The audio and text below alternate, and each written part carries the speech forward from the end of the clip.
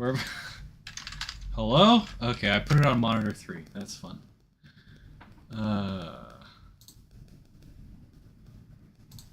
Oh, okay, I didn't actually see these messages.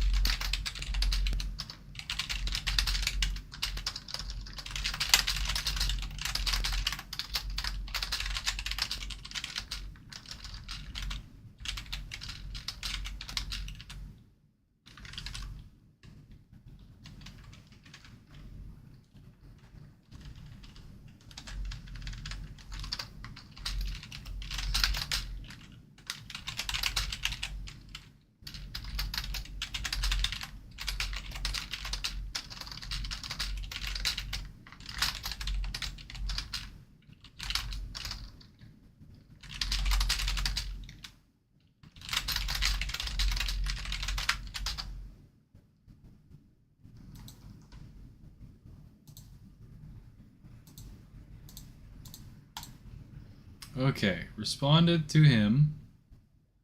I did a respond.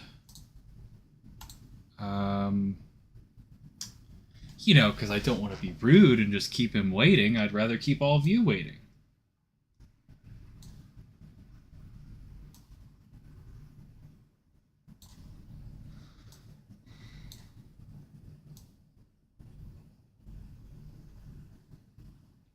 Okay. Kick is such a weird platform. I don't understand the like I've definitely talked about this before, but the software development category and then the game development category. The game development category just like doesn't have that many people looking at it, but I decided to stream there today. Because every time I look at the software development category, it's like the same set of people, and it's like 50% of the time it's people developing like Kick like stream bots, and I'm not remotely interested in that. So at least like game development is like game related. Some people do stream game development in that category though. But the people that do stream it are like uh we'll say not my kind of stream. um yeah, we'll say not my kind of stream. Cuz sometimes it's just like, you know, a Unity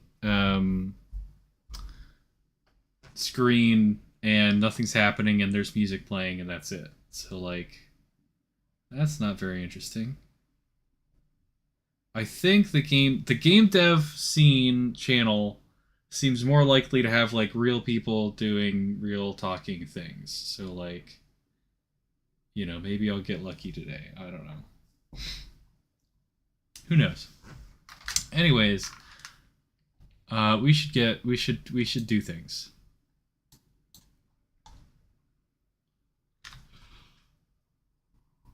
Oh, these are changes I made over the weekend to make a thing work. It's not important.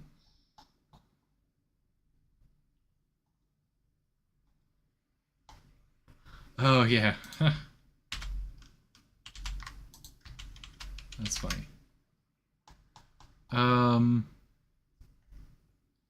so last time I realized this problem we're gonna have, where there is at least two types of requests we want to send to our server, where we wait for a response, and I can't. So I have to like have some sort of rudimentary queuing kind of thing going on. Because we can't send another request until we've gotten a response from the first request, because I don't want to have to implement like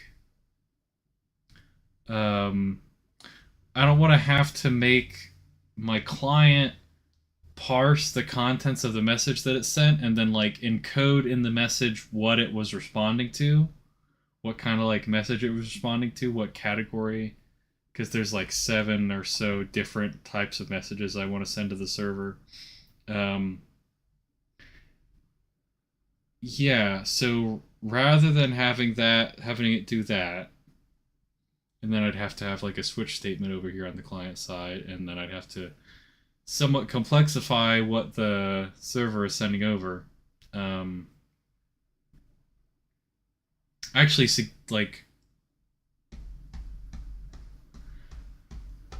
potentially significantly complicating things, because like sometimes I send text over and sometimes I send binary, and I just don't want to deal with that.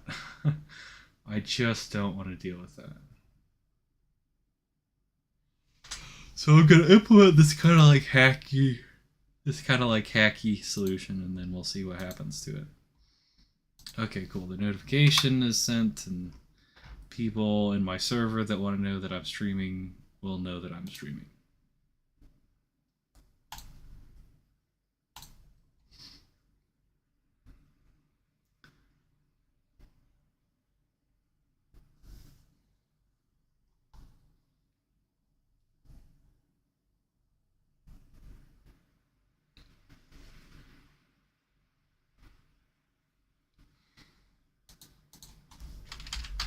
It's some kind of series of if statements here.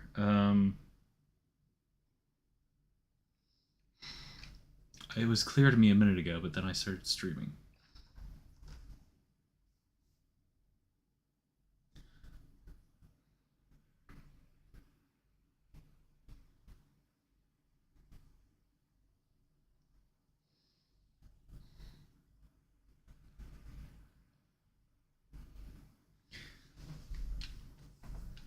So it's there's gonna be this first thing.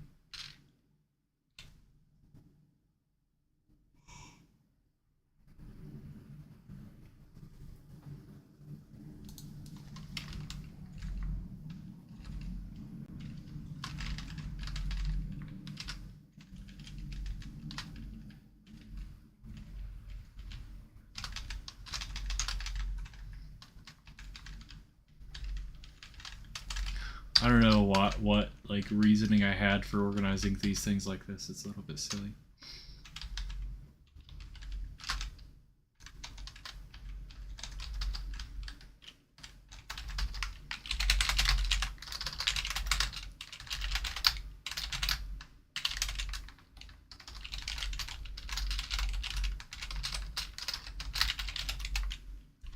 Ah, I've been typing too much Python.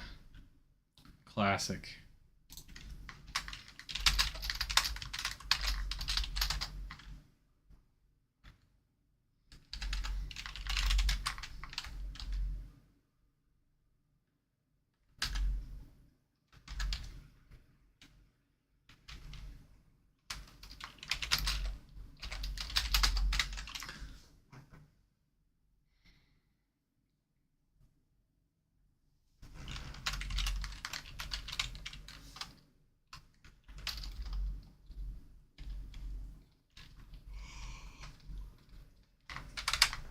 Aha, yes. This is the kind of request that I need to integrate today.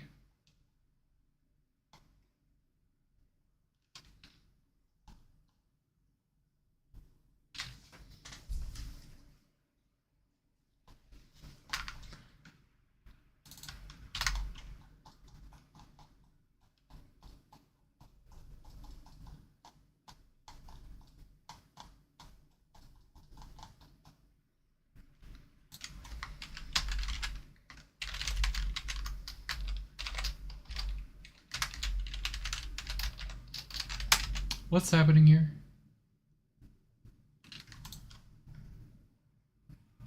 Oh, I'm dumb.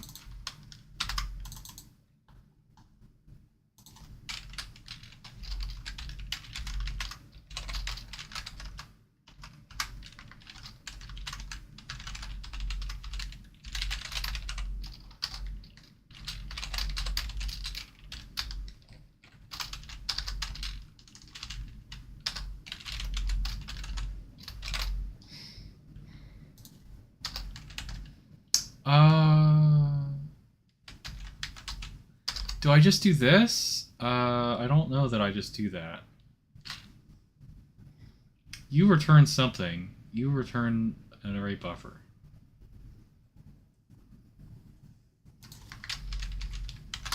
Do I do that? Is it going to automatically pass it through? I don't know that it is. It may. That would be weird.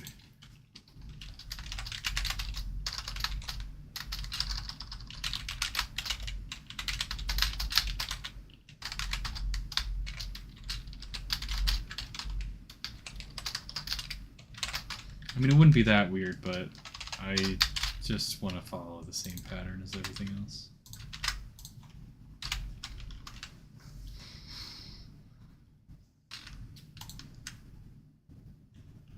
Okay, you're not asynchronous, so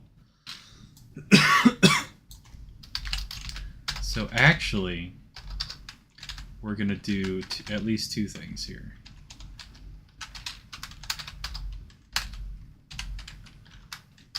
We're gonna set something.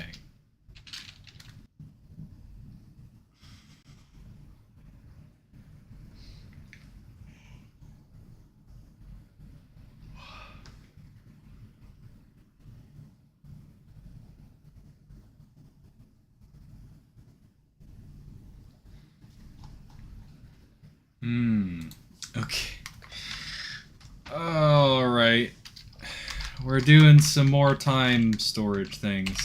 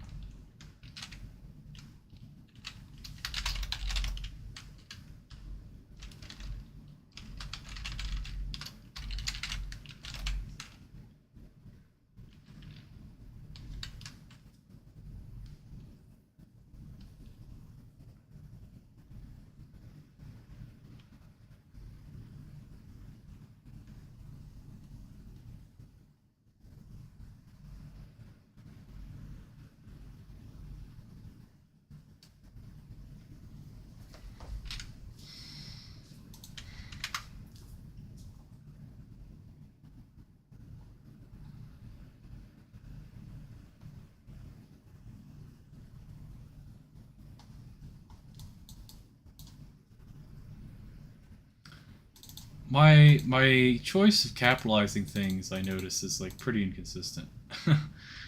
Yeah. Yeah, that's definitely a little bit silly, I think. Well, at least I could like put them together, maybe. I don't know. Put the static things together with each other. Is that a thing that you should do? I don't know.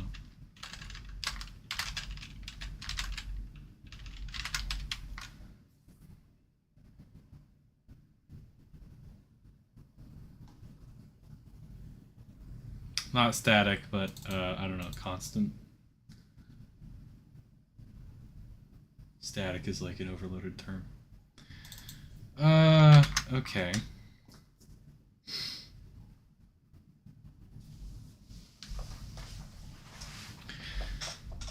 There's at least there's like some other dependency here before I can start sending these player count requests, so that's for sure. Um,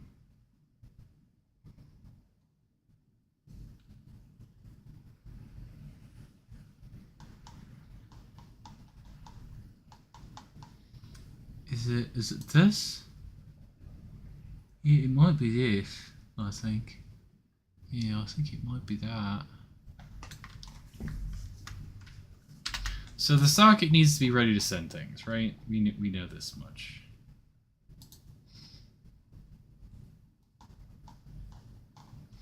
Wait, hold on.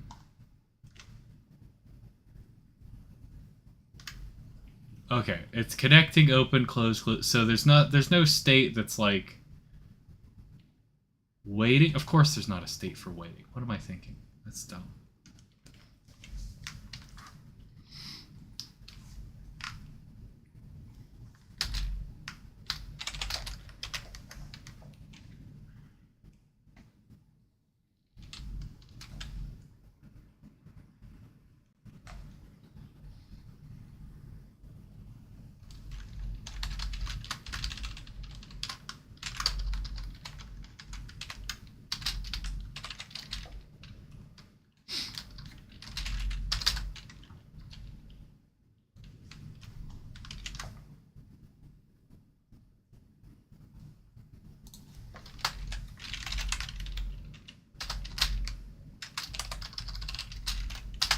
Gotta put that there because it would fail otherwise. So, okay.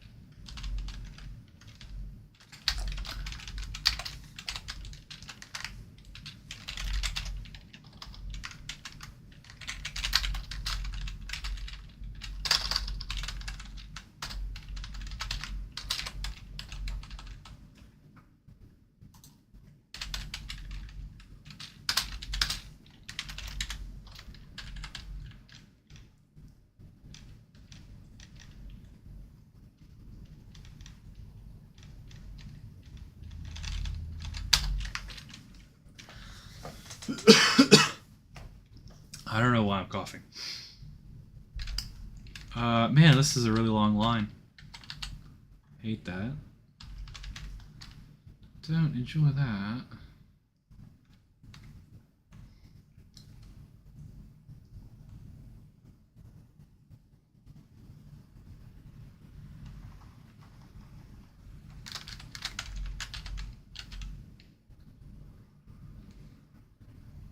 Okay. So if we've never sent a request, or if it's time to send a request again, then do it, basically. And naturally we say waiting for response is true. And naturally we say this dot last player count request time is equal to now.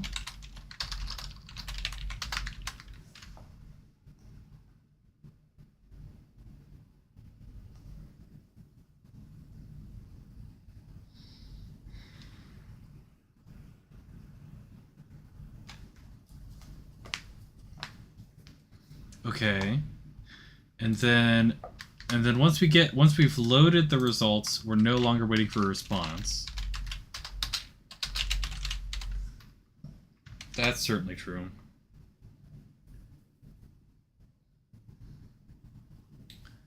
And that might be it, actually. That might be it.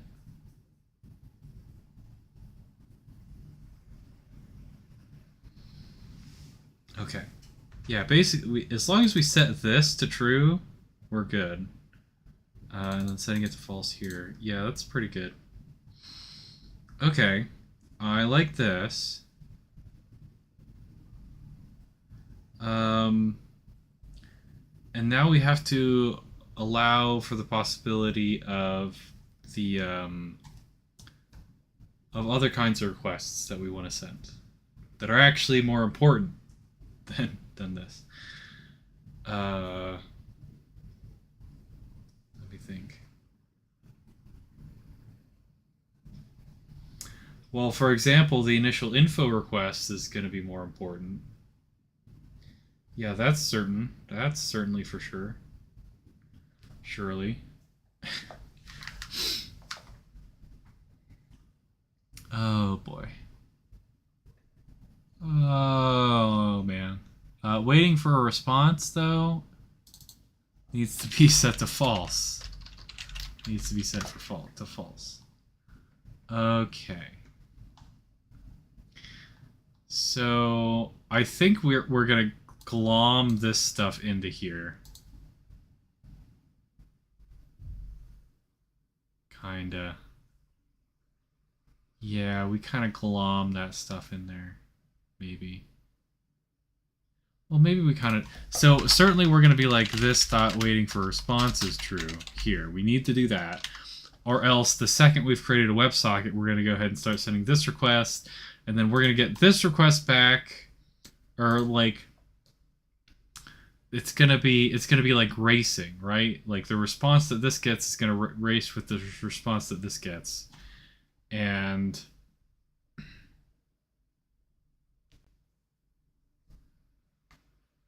we don't like that.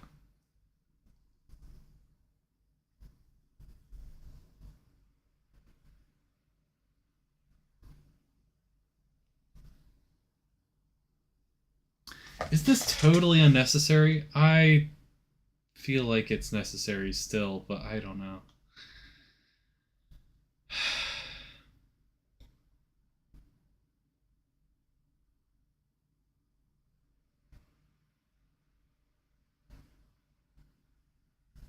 Oh, hey, Daniel.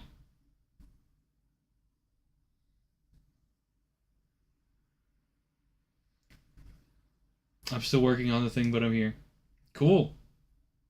Thank you. As you can see, I'm also working on a thing. I am forever working on this thing.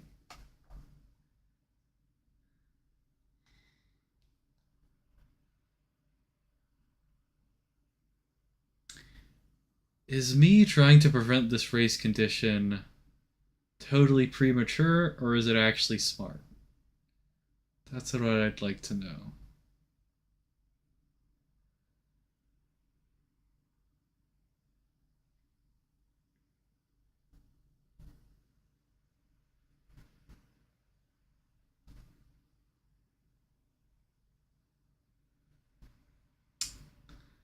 Huh.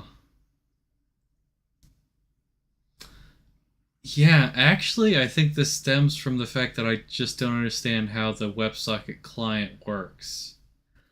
Uh, yeah, this is like a matter of like, how does JavaScript handle it?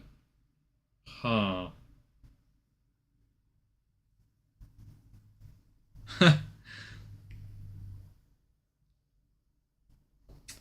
The logical thing to do would actually be to implement a test.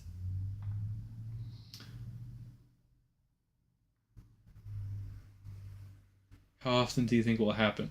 So this is like the possible race condition I'm thinking of will almost certainly happen basically anytime a user uses my program. Okay, so here's the thing. Here, how am I going to demonstrate this thing? All right, let me go. Let me go. Hey, server, do you exist? Here, come here. Okay. We need the server running for the client to load.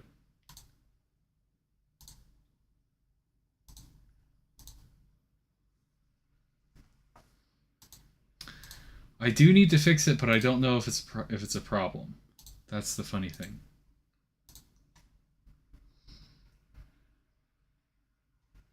I don't know if it's broken. Okay. So it's the silliest little thing. We have this nice little player count that we're going to have per division, I'm calling it. Because different players, you can't just put all the players in the same lobby or the same game. You can't throw them all in the hardest difficulty song. That would be annoying. So you need to let players play on different difficulties of songs. So we need this concept of divisions. And then we want like a sort of live updating count of how many players are registered per division. And that means that the client needs to send requests to the server regularly just to like get an update for it, right? But okay, so I honestly, I know that your eyes are glazing over already, and I understand. But here's the thing. Okay, so we're using a WebSocket, which means that the communication is bi-directional, and it doesn't start and stop. It can go at any time.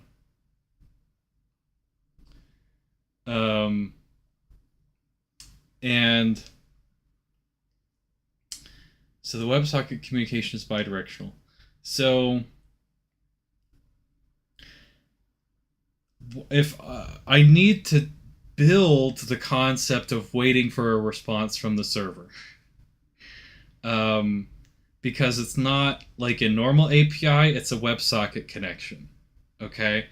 And so we do like this whole promise concept, okay, which resolves when we receive a message from the server. So the question that I have is, what happens if we do like 2 of these promises back to back?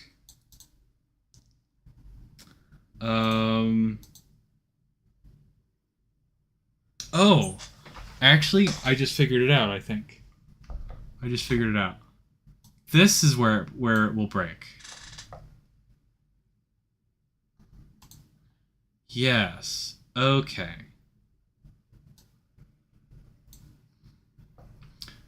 This.socket.onMessage can only have one definition, or I could do like .addListener, but if I do .addListener, then actually both promises will resolve. Okay. No, I figured it out. I know for certain that it is a problem now. Alright, great. Fantastic. I thought it was. I knew it was, I don't know, last Thursday. Anyways, so you brought up an interesting point. If you allow separate difficulty selection, you can't establish a winner. That's not really true. I mean, it's kind of true, but, so, I mean, you have to have difficulty selection, or else multiplayer just doesn't work for 95% of the players.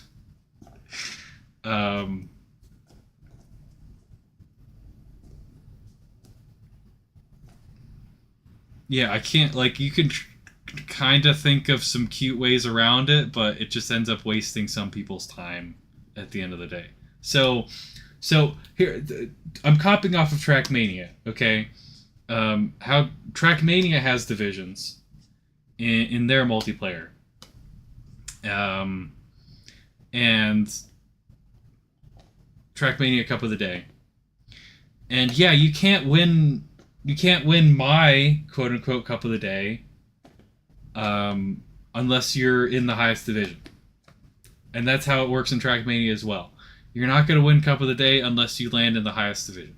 Now in Trackmania, you qualify for the highest division. Like, they do some qualification thing to determine what division to place you in. And their sort of divisions serve a different purpose, I think, because they have to, like, shard their servers. And so there's not, like, all the people in the same room. So in a sense, their divisions serve like a slightly different purpose, because everyone's actually playing the same track in Trackmania. Trackmania, in that way, is actually a better game than rhythm games. Um, but yeah, we're in a rhythm game world. So you say the other way that games handle it is rates. If you suck, you play on 0.7. If you pro, you play on yeah, exactly. But um, that doesn't. I mean, how do you determine the winner of the 0.7x player? Like if someone's playing on 0.7x, they're not playing the same song in a sense. Like I could have divisions where it's actually the same song but different rates.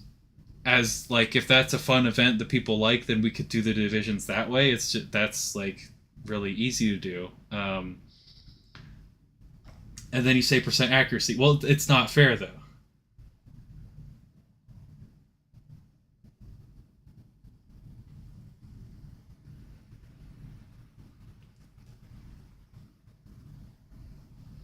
because the percent accuracy. If you do percent accuracy, then you have the problem of sandbagging. I assume.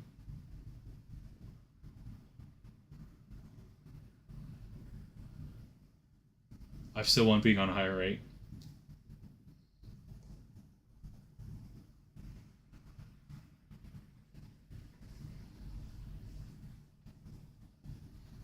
Well, it's not as if having separate divisions is not fair. Having separate divisions is completely fair. If you if you want to win, you have to choose the higher division, the highest possible division. If you know that you can't play the song at that difficulty or what whatever whatever chart is in that division, the hard one, if you know you can't play that song, then you don't try and you play with other people who want to play an easier song. It's sort of like a self-selection thing, and I that so far that's the solution that I'm happiest with because I'm not going the route of FFR. Okay, you have experience with more rhythm games than me, but I just look at FFR and I see how they have to do their tournaments where they like place people into separate divisions, and that's dumb. I need an automated system that you can't. There's no sandbagging in. Um, yeah, I guess I should focus on that. If you could show me an automated system where there's no possibility of sandbagging, besides this one, then maybe I would consider it. But I'm actually perfectly happy with this thing. I think people will like it, and I think I would like it.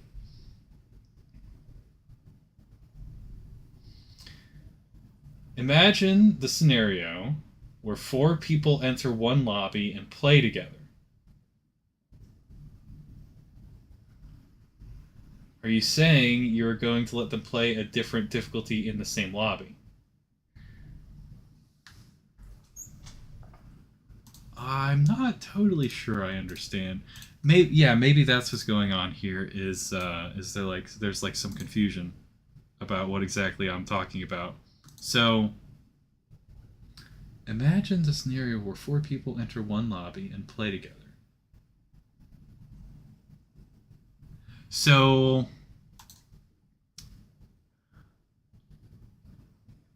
I guess another way to describe it is that these divisions are also lobbies,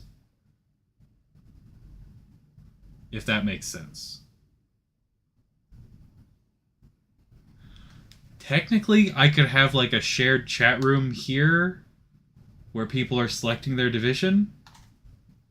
But the point is, if you're not in the same division, you're not playing together.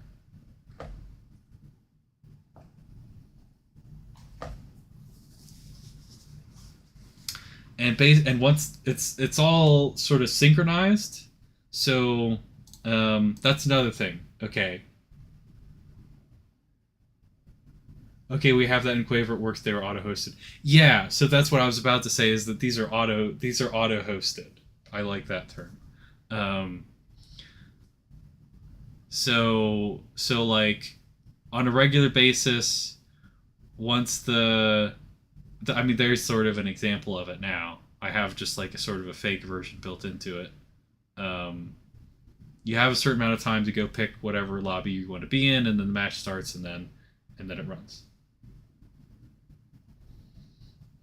Basically, no one uses them, by the way. Well, I can only pray and hope that that's because of other design problems that I can resolve.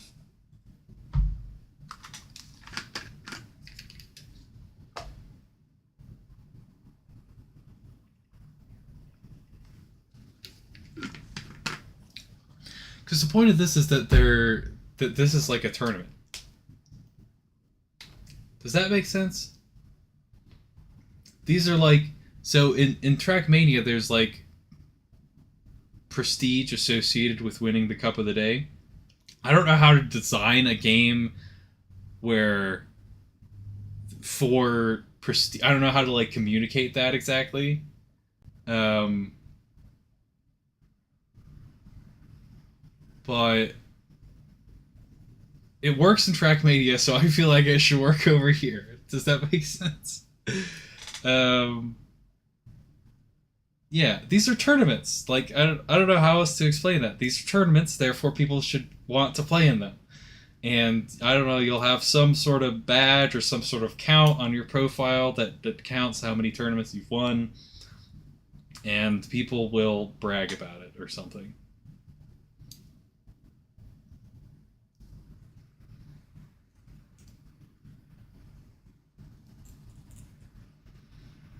And they're automated, which is nice, I think.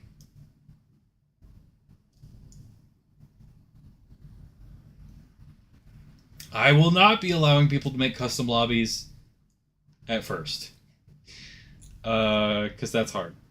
Well, I don't know if that's hard. That's just not the.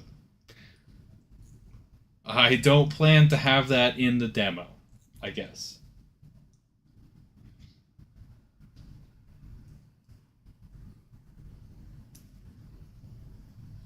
You say it shouldn't be hard.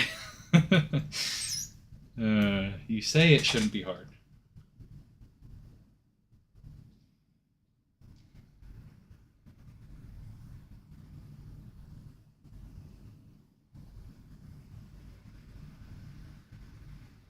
I mean, I know that like Trackmania has custom servers and stuff, and like plenty of people do that as well. That's fine.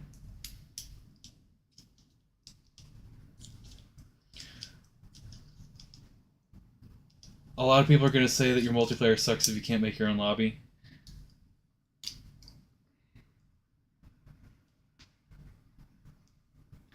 I mean, the game's not done, so they can just shut the fuck up.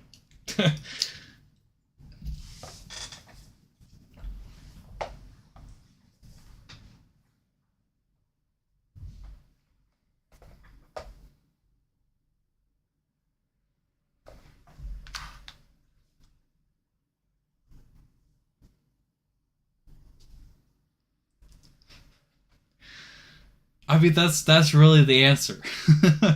Like, if I want to do a multiplayer test so that I can test that my code works. I don't.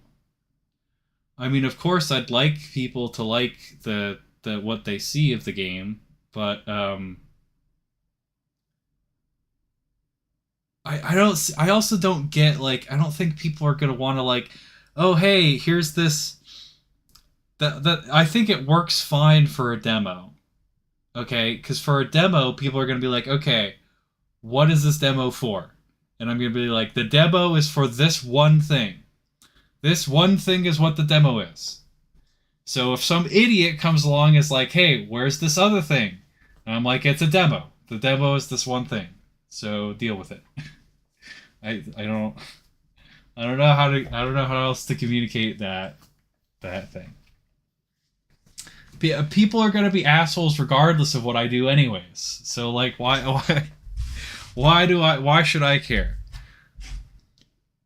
See, this is, you know that I have a problem with this. You know that this is my weakness, and so you're using it to to win the argument. You know that if you threaten me with assholes on the internet saying mean things, it will work. Can you at least auto-gen a free-for-all lobby? I don't know. Dude, I don't know how to do that right now. The server's not there currently. It's not, it doesn't, um, it's very hard to make a server from scratch. I'll just say that much. But I could envision a version of the server where it has a concept of a lobby and things like that. Yeah, that's certainly possible. And why are you trying to make it from scratch?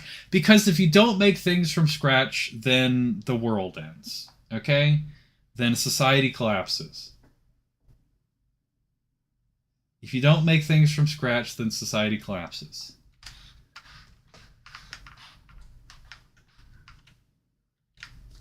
And if you ask me to elaborate, I won't.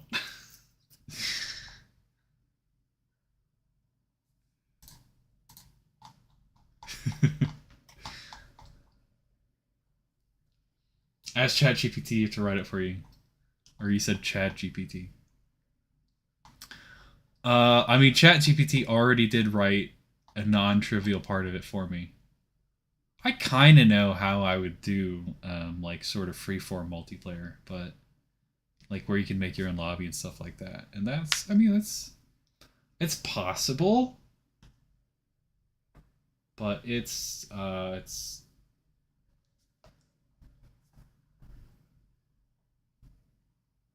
hard, and it's pretty far away from where the server is right now. Is all I'll say. I mean, I would show you the server, but that doesn't really communicate anything. Here, look.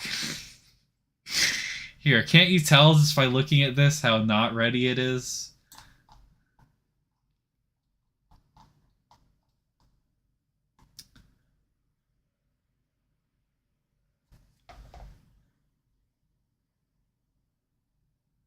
Can I do lobbies with this system?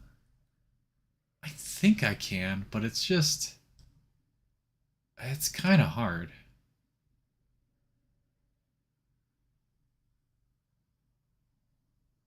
Yeah, it's kind of, I guess, if my ultimate goal were to make a system that has multiple lobbies happening simultaneously, right? And they're like initiated by the players. If that is my goal, the first thing I would do would be make this server, which has one lobby in quotes, because there's divisions, so it's kind of separate lobbies. I could probably look at it anyways through GitHub, yeah. The Yeah, I mean, sure, if you want. But the server is in a different repo right now. But yeah, if you want to, just remind me.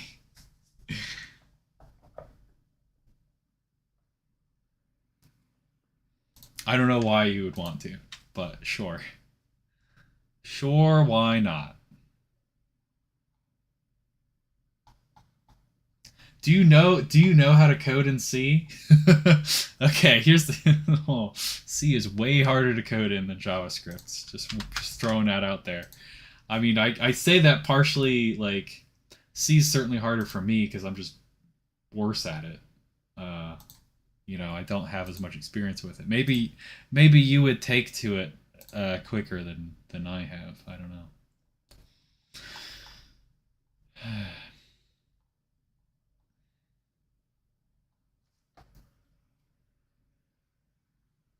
I don't know how to code in anything. Well, you're equally good at all languages then. That's impressive.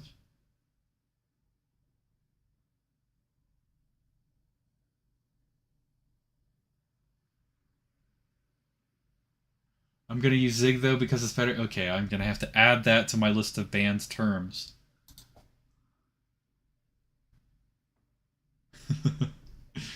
Actually, I think I don't actually know anything about Zig, but I know there's Zig and there's Odin and Rust, obviously, and all these like new languages. You can export raw C code with Zig and it runs better. I that can't possibly be true.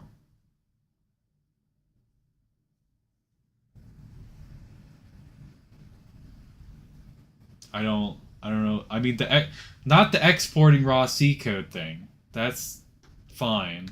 That's like a transpiler or whatever. Saying it runs better, that does you, it's not like Zig can just like sprinkle run better dust on your code and it'll just always work.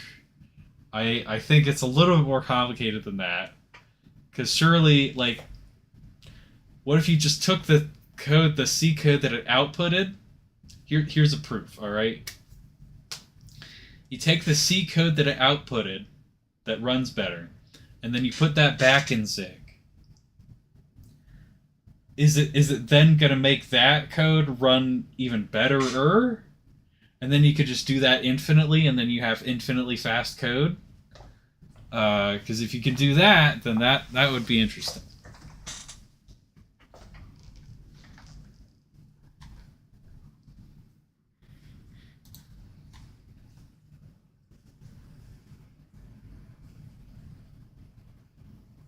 It optimizes better than the normal C compiler. Well, that's fine.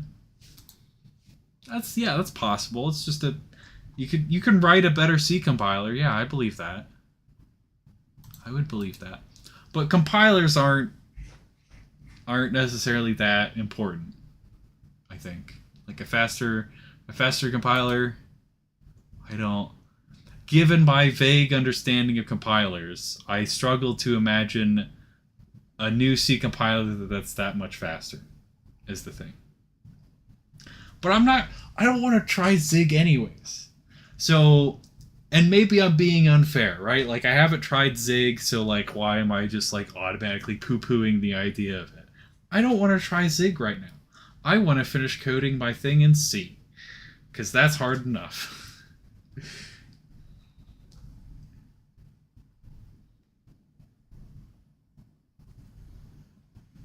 It lets you use all the fancy Zig extensions.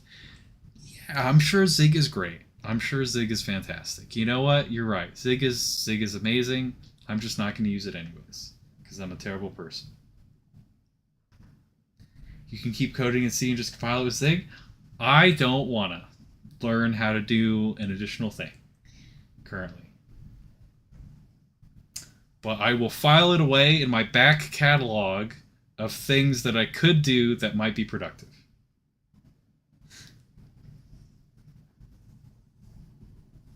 I also don't currently have a performance problem, but with my C code.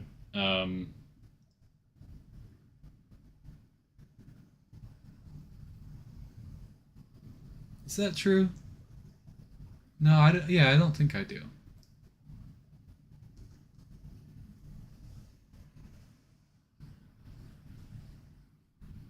Yeah. Look, you might be right, but it's just not the right time in the project to like switch and try a different language. I just want to write it in C because that's like I want to understand the C version of the thing.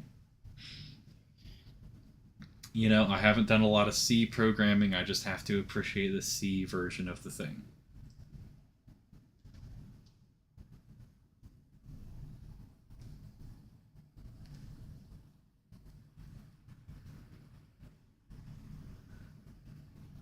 The frame time spiking from 1100 to 50 FPS seems interesting to me.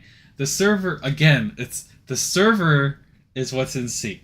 We haven't even looked at the server performance.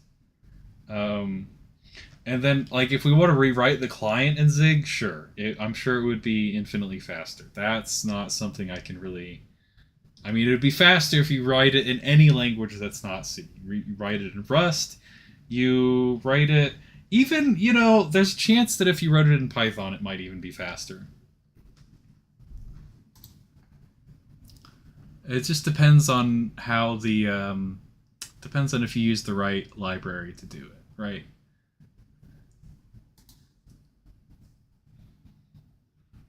Be faster in any language that is TypeScript. Yeah, probably. Yeah, probably. The Python one is the only one where I'm like, maybe, maybe not. Like if it's in pure Python, it might be slower.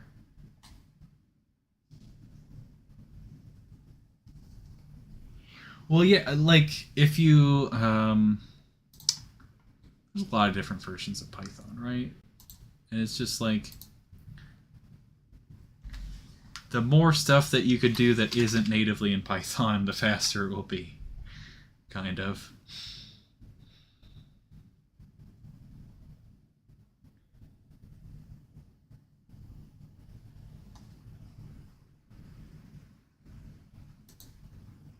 Actually, this is fine. This can just stay as is, I think. Yeah, that can stay as is.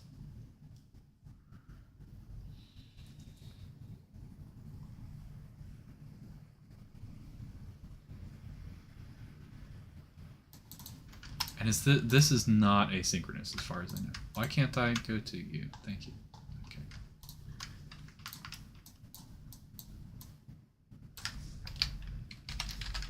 So now you need to do two things.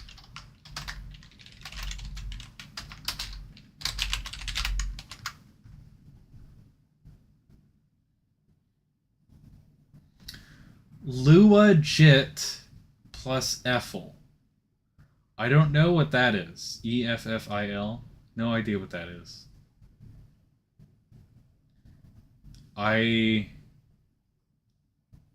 All I know about scripting languages, because Lua is a scripting language, all I know is that it seems weird that you want a scripting language when you could just write it in the original language. It's weird. But whatever. I've never used Lua. EFFIL gives Lua multi-threading. Okay. Good for Lua. Good for Lua. You know JavaScript is single-threaded? Did you know my whole game runs on a single thread? That's fun.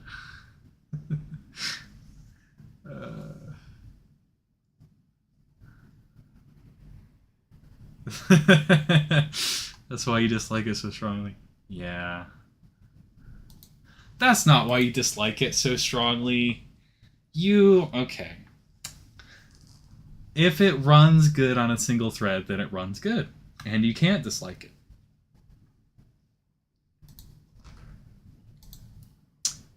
Well, but it doesn't actually run good. Yeah, you want like 1,000 frames per second just because big numbers are fun. I don't know. It's fine. It's gonna run fine. The syntax makes me feel like I have brain damage. That's amazing.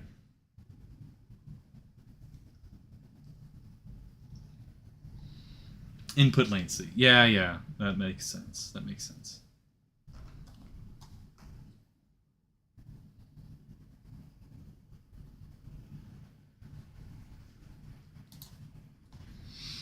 Okay, so we need to add the other kind of request that we're able to make.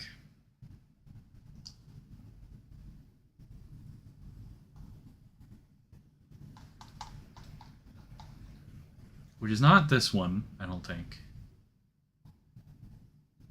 Oh, wait, what about the reverse of this problem? Is that, like, if this fires first, could that be possible?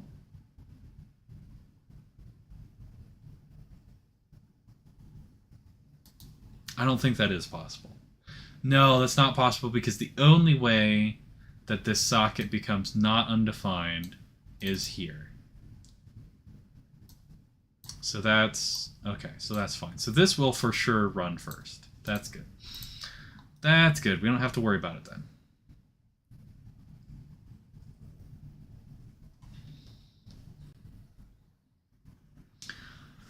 Yeah, on some level, like, I mean, if I could rewrite this whole game in, you know, a language that would give it lower input latency, I would. But we, I can't.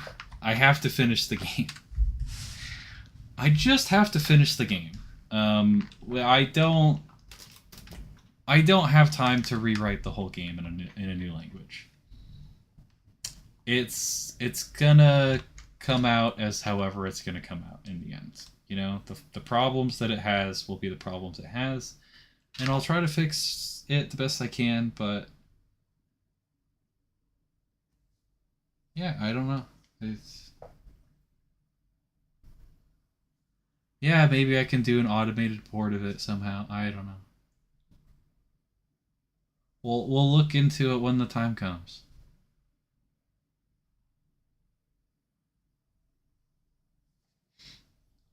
And you know, maybe I can take advantage of the fact that it runs in a browser to do something interesting, right? I have a couple ideas about things I could do with that, but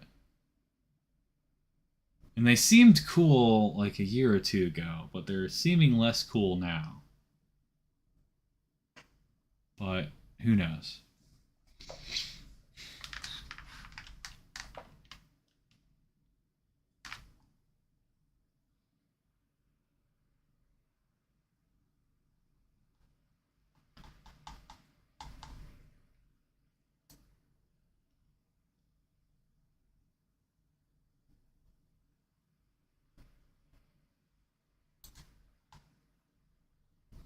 Okay, so what other kind of information do we have to wait for a response for? The initial info is 1. Well, I could look at my server.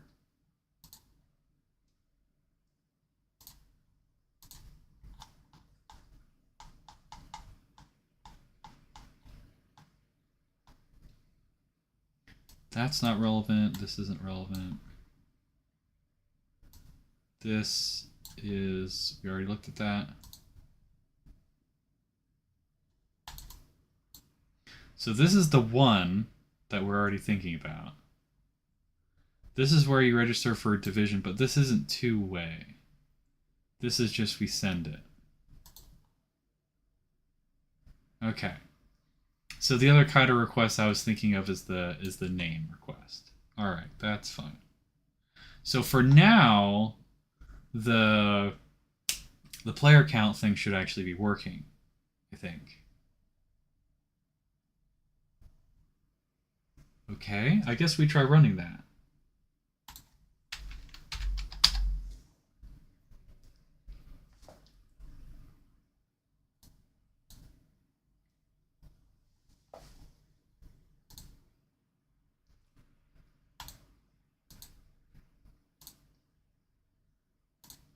Okay, so yeah, so this is fine. So we do this.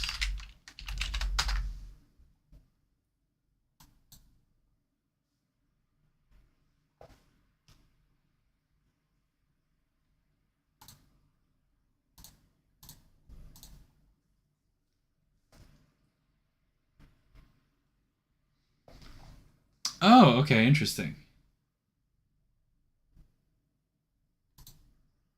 So it just did it, which is cool. That's fine. What is up with this error? Got 4 player counts, but expected 2. Line 431.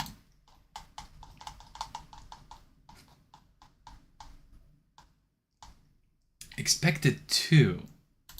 Expected 2?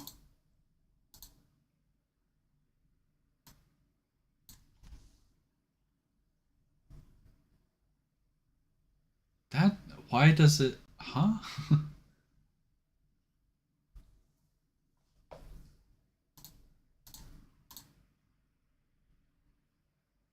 Got 4 player counts, but expected 2. So, how...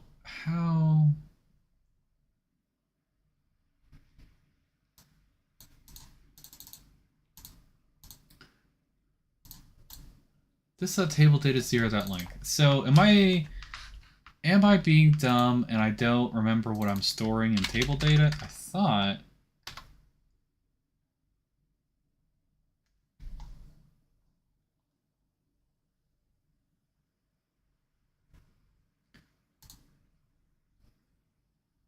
Num columns. Oh, look at that. Okay. I am being dumb.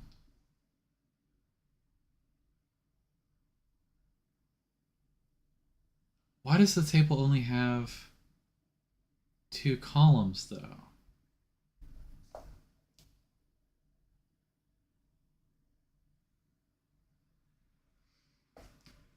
Okay. So, if I remember correctly, I wanted to use table data as to store things. But why wouldn't I store the player counts in there? Why wouldn't I store the player counts?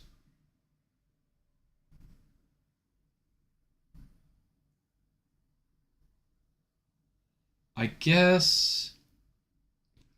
Okay, I guess one angle is that if you go to another page and then you come back, should the player counts stay as they were? Which could be like way out of date, or you should just like go to the default player count of like 0 or whatever, or blank, and then wait for the response from the server. I think that's probably what you do. I think that's actually probably what you do, and that's fine. So what I want to do is actually redo the UI, do the table a little bit differently. What am I doing here? So this is the header. This is the body, it's populate body. 0, 1. Huh. Huh? That column doesn't exist. That's probably why it says it's undefined. Okay. Huh.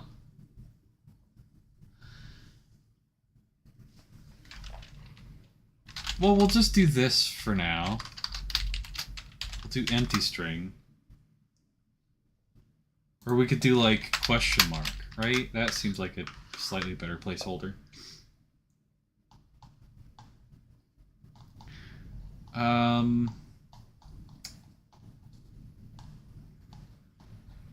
And then where did I encounter that error? It's not here. I forget. 431.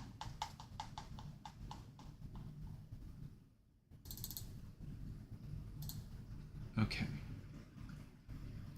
So this can no longer be the thing that we're conditioning on.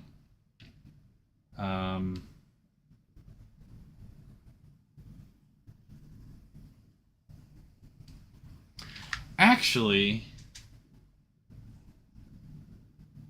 wait, hold on.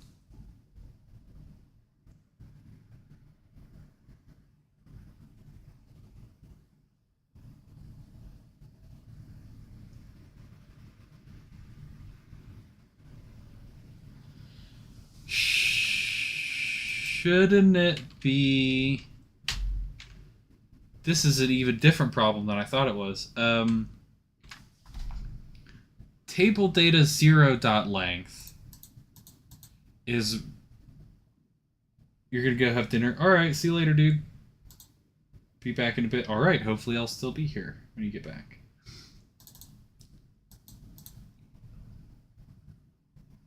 This is the first row that we're accessing here. And if you're asking for the length of the first row, that's actually asking for the number of columns. So that's dumb. That's not what I intended to do at all. Actually, what I intended to do was ask for the number of rows, which would be this. Because this being dependent on the table data is actually sensible. That's correct because it's dynamic. The client doesn't know how many divisions there's going to be at any given time. Because the server is the one who dictates the schedule and like auto hosts it and stuff. The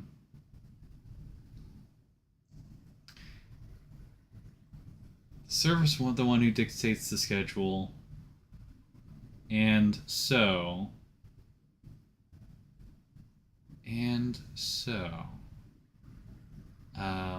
it's the only one who knows how many divisions there are. So we find out implicitly how many divisions there are when we ask for the initial info, and we're populating this table with that information, except for the fact that I believe the columns are not a part of the table data. Okay, so this actually should just work just fine. Okay.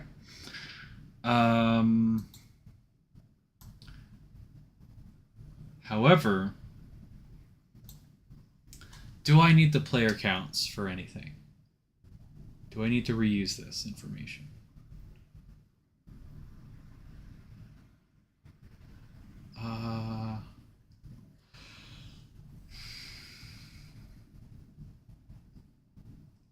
Maybe actually I do.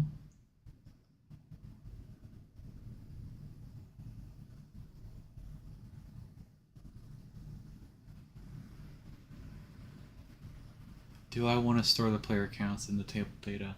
I maybe do that. I maybe do want to do that.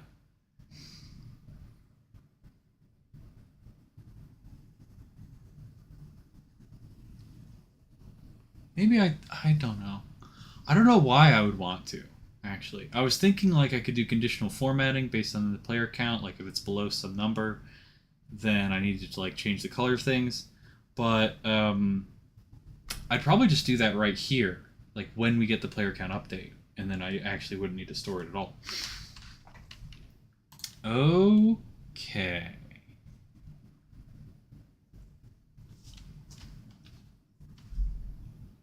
Okay.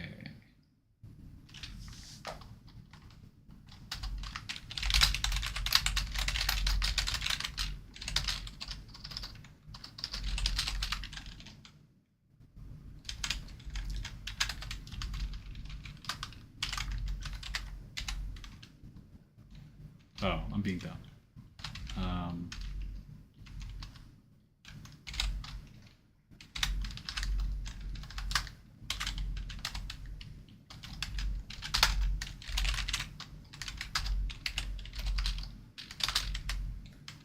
Actually, we don't even do that. We just do dot push.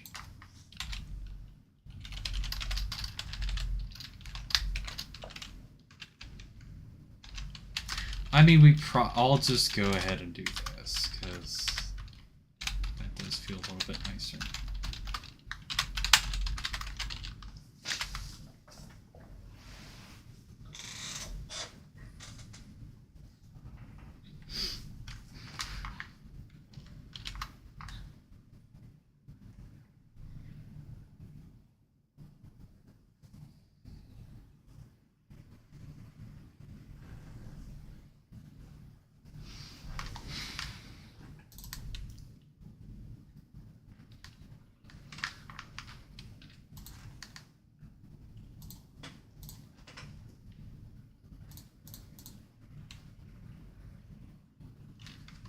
Okay, so then we're just doing this.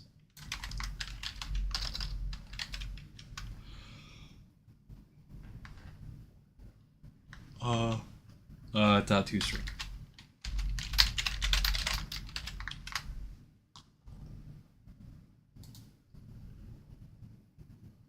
And we're doing inner text as opposed to inner HTML. It kind of doesn't matter because it's from the server, it's not from the player, but still, feels better to do that. Okay, so now this should work, I think.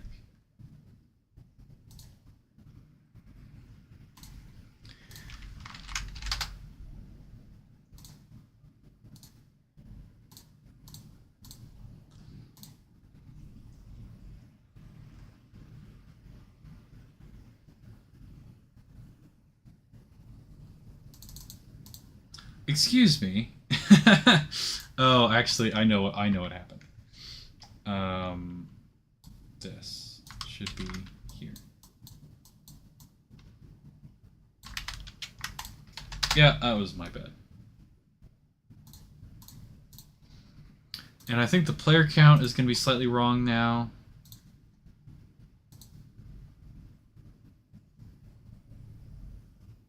Actually, no, it might not be, because they didn't actually register. Yeah, I think that's right. Offset is outside the bounds of the data view. Okay, that's interesting.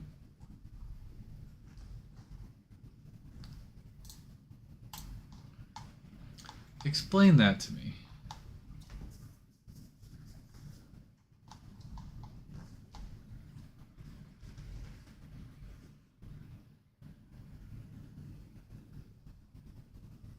Get int 32, 4 times I. I... less than byte length? What? It should be this. Dude, this is what I get from coding when I'm tired. Jesus. Jeez Louise. I don't know why I'm not tired now. It's relatively early. I think I just have been getting decent sleep or something. I don't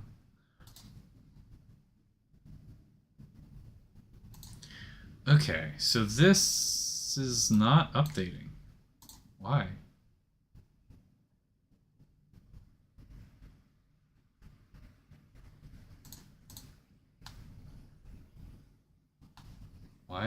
Why not update?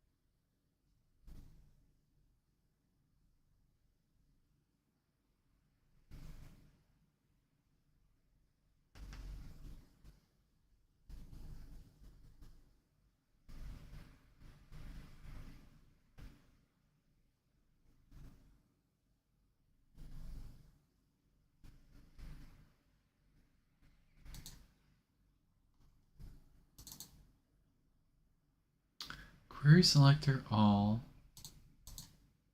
Is this what's does this like not return anything maybe?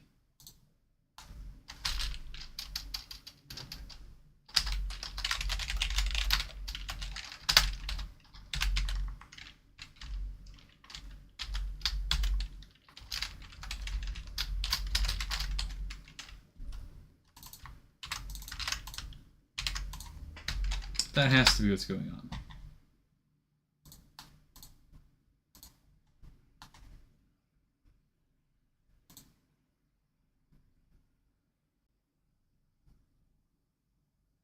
Yeah. Yeah, that's what I thought. Okay.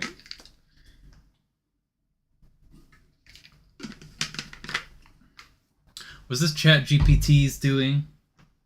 Yeah, I think it was actually.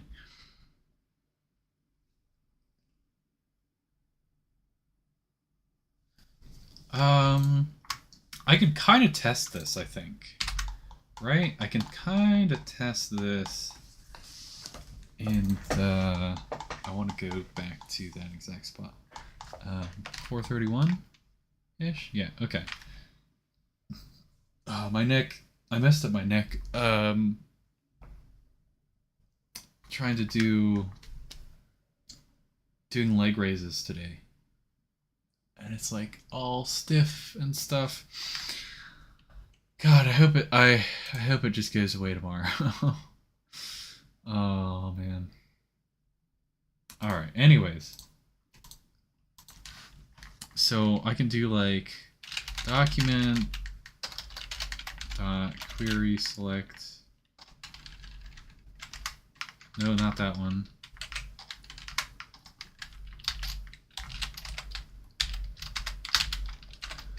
Okay. Oh, look at that. That's the problem. Or that's a problem. So why... Oh, I didn't set an ID for it?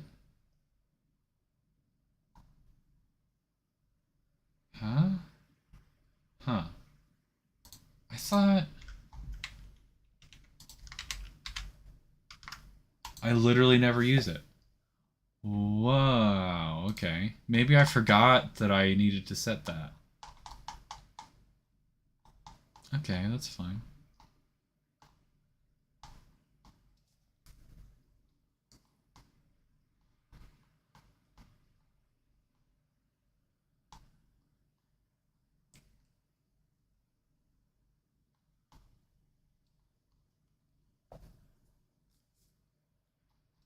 Where do I make the table? Is this is it, right? Okay. Yeah.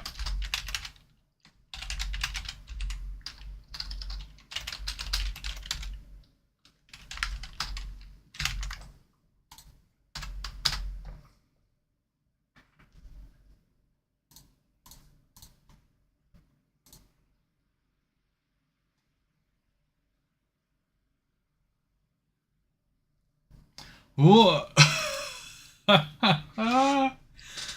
Ha.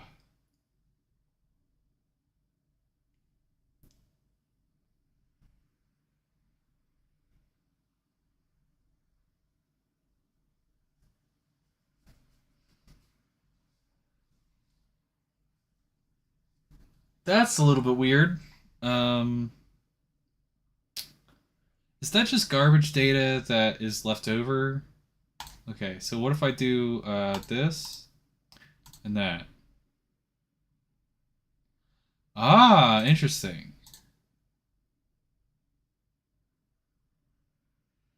Well, that's good. I don't know why I'm getting garbage data in there.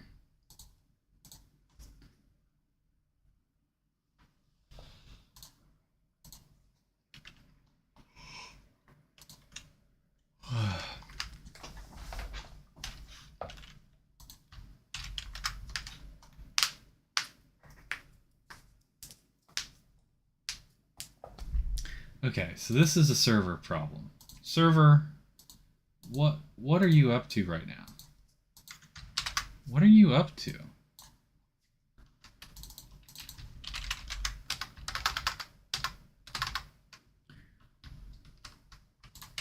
Okay, so is that it? I think that's it. Wow. What?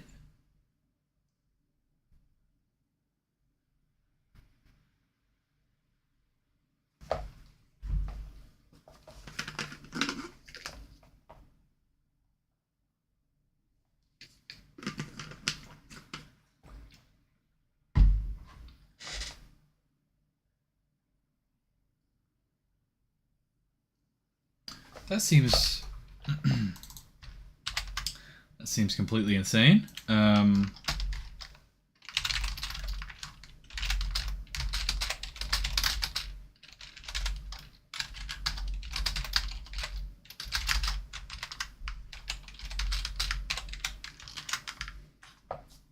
Doesn't that seem insane?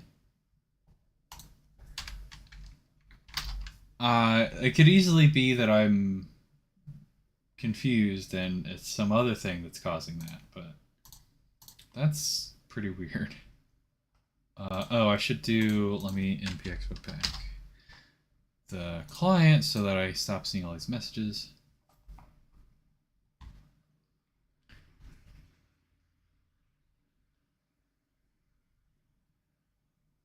Yeah. Wow, look at that. Wow, wow, wow.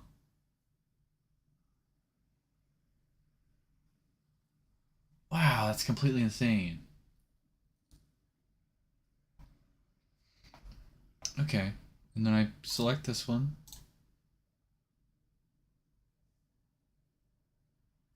and then I cancel. Well, there you go.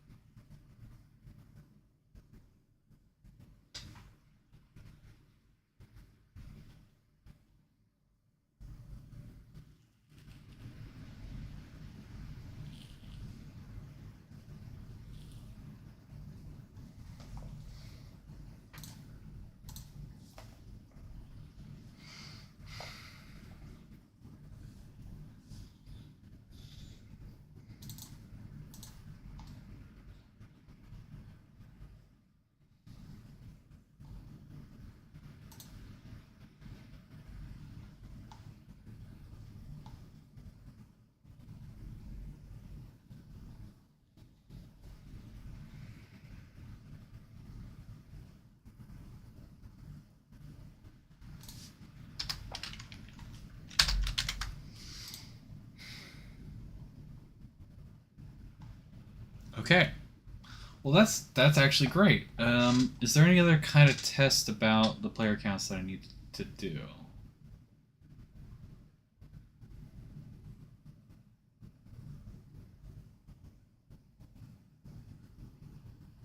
No, I think that's working. I think that's basically working.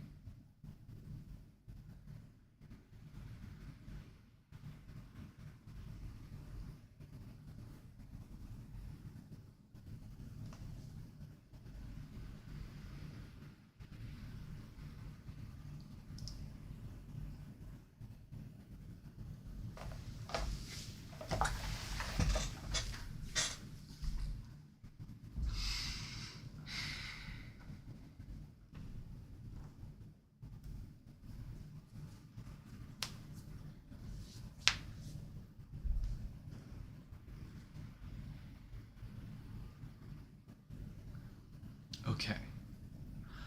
I guess sending the player name is next.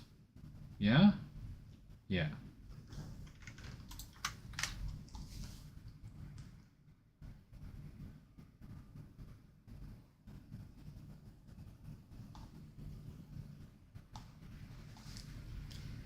So we're going to do something like this. And we're going to call it something. What are we going to call you? Send username request. Send, is that right? Is send name self request.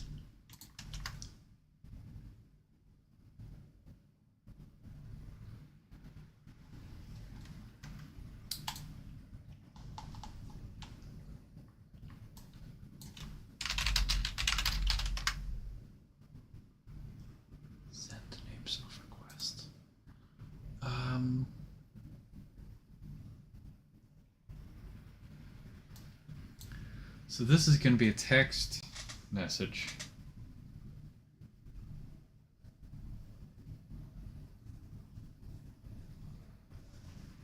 We need some kind of UI element that can do this. Yeah, we need a text box and a button next to it, basically.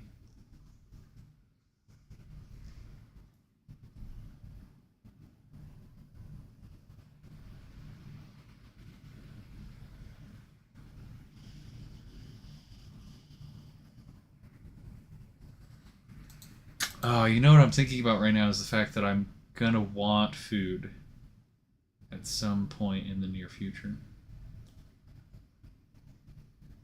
What am I gonna do about me wanting food in the future? I should begin warming it. I should begin warming said food.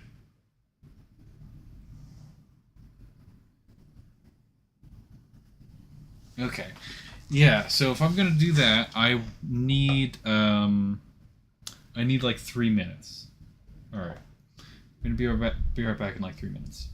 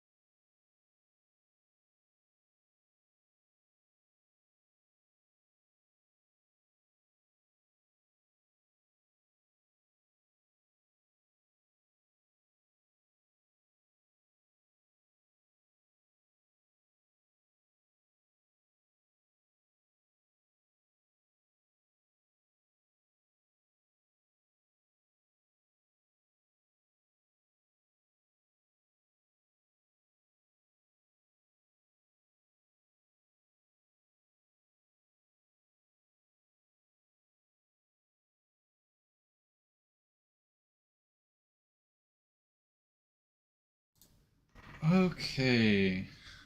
I am back.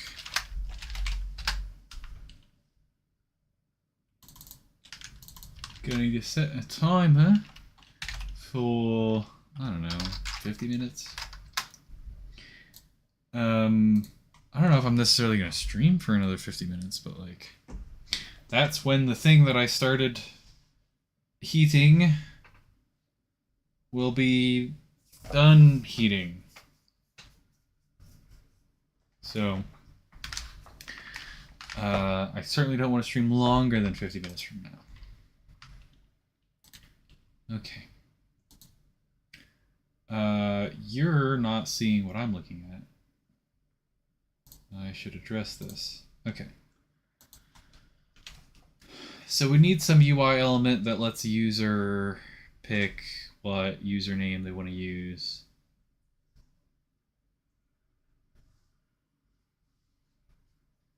Yeah.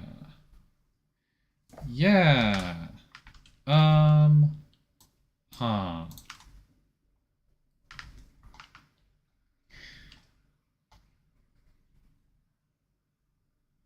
And it's not dependent on if they receive the initial info. It's kind of just always there. Is that true? Huh.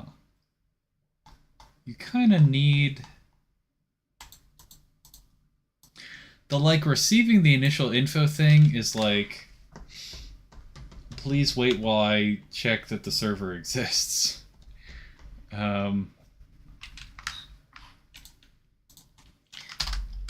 So maybe I do make it conditioned on that.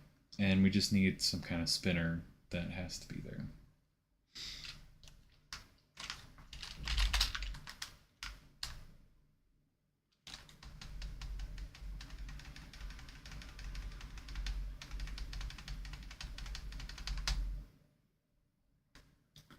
What do we call this thing?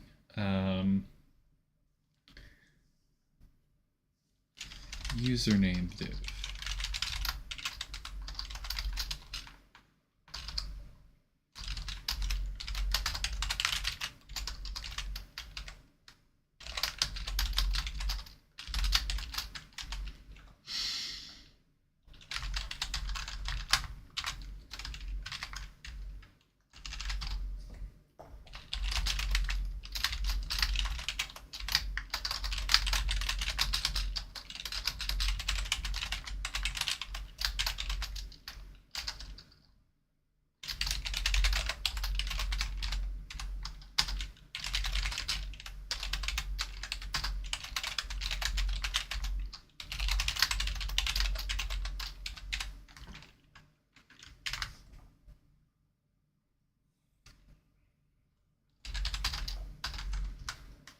And we need an input element and a button.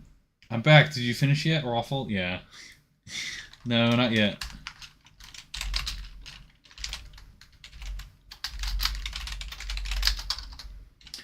Right now, I need an input for the user to specify what username they want to use.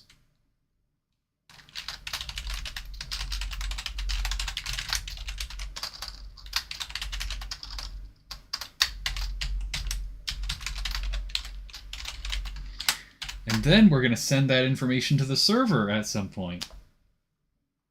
So that a spectator, or anybody really, can at some point see the list of players with their usernames.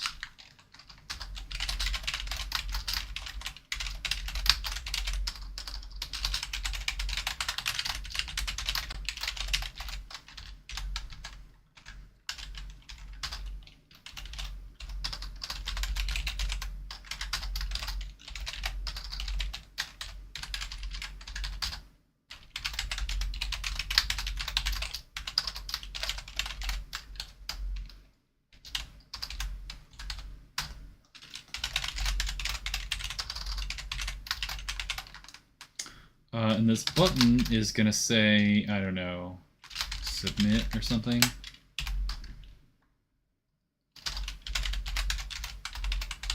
It's going to do something when you click it.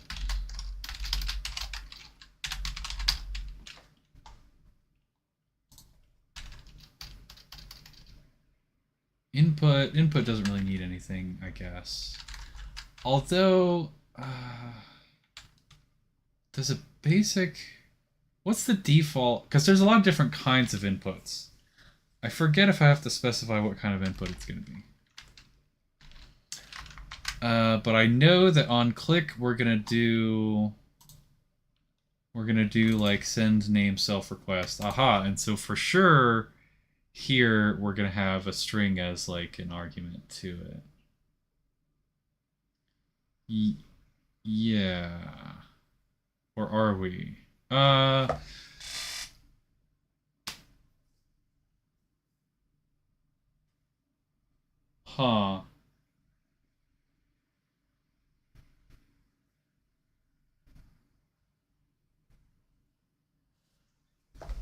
Actually, maybe we don't do that.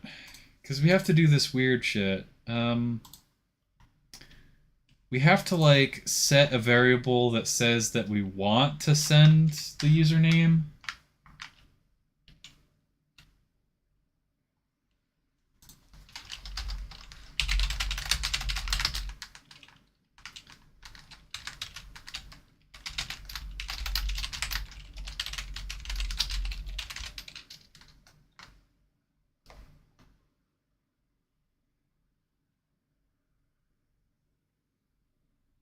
I could make this a string.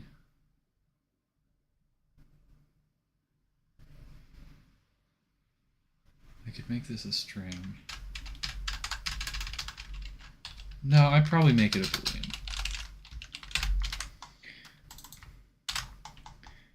And then we have to wait until the next frame at the earliest to actually send it. Okay. Yeah,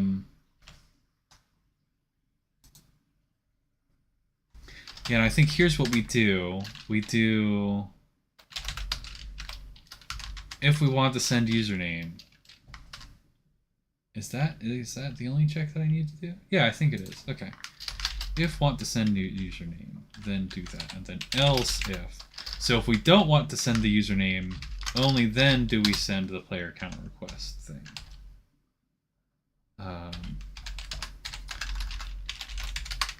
Yeah.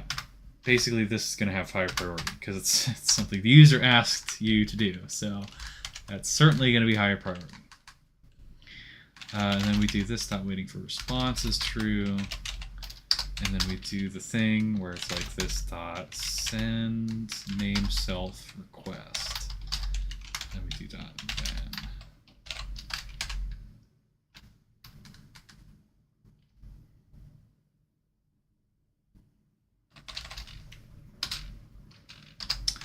And what do we get back?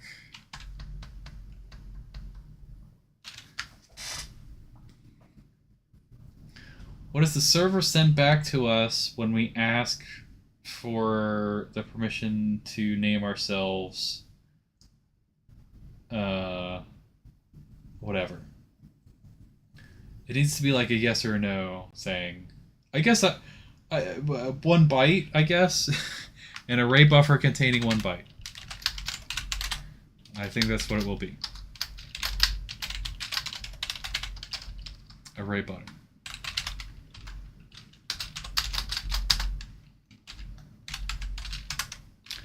It's not waiting for responses equal to false.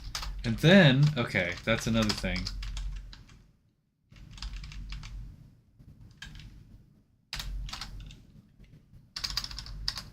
We also say this dot want to send username is false. Because we sent it. We're sending it. And then we need to do like this dot load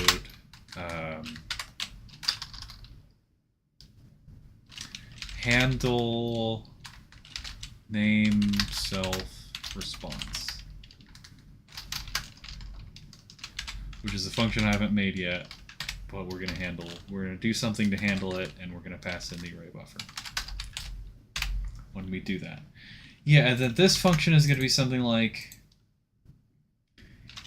if you requested a username that already exists, tell the user that they need to pick a different username. I think that's basically how that's going to work.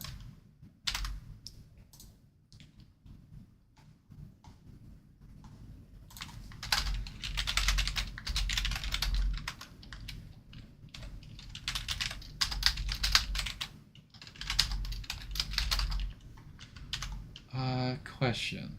Do I name it array buffer? I do. I do name it array buffer. Okay. And well, while I'm thinking about it, I'll just do like let data view.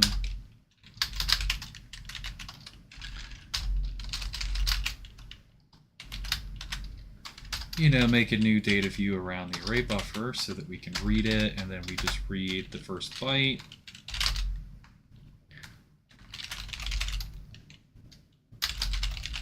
Is this...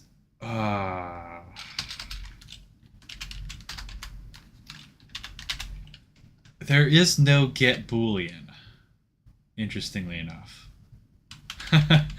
Huh.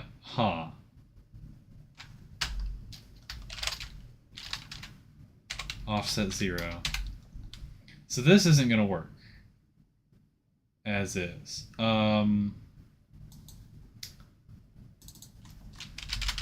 So we'll do that, I guess, and then we'll be like, let is taken equal response is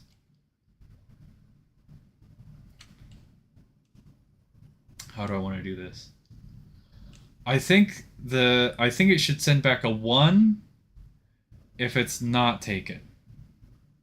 This is completely subjective, but I think that's how it should work. So I'll say if response is equal to 1, then it's not taken. Or basically, it's taken if if the response is not equal to 1, then it's taken. There you go. Simple as that. And then we need to do something about, like, if is taken, do something. I don't know what exactly. I mean, I know what. I don't know exactly how I'm gonna write it.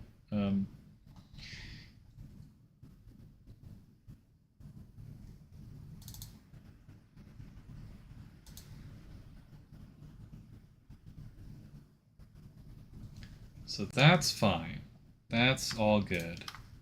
This is slightly not good currently. Because we need to send... Because right now we're just doing what we did before, which is not correct. We need to get the username. So probably the way to do that is document.getElementById. We go get the input element and get the contents of it right now.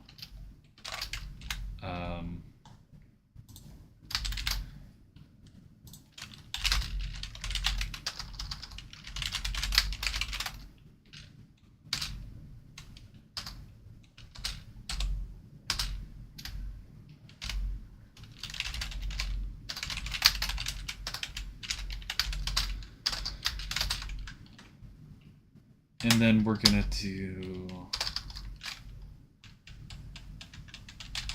yeah, we'll just do username input dot value.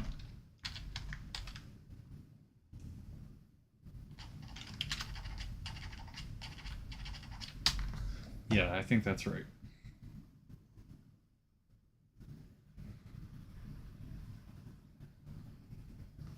This is a string, right? Yeah. Yeah, that should work.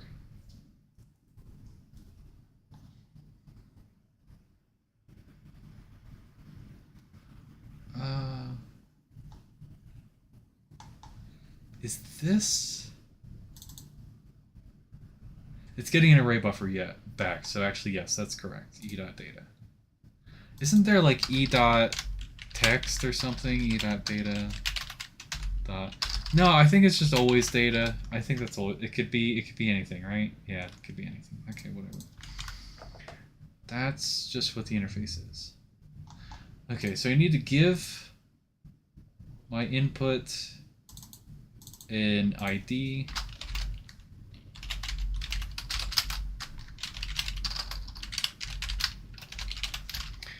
And I probably want to store that up here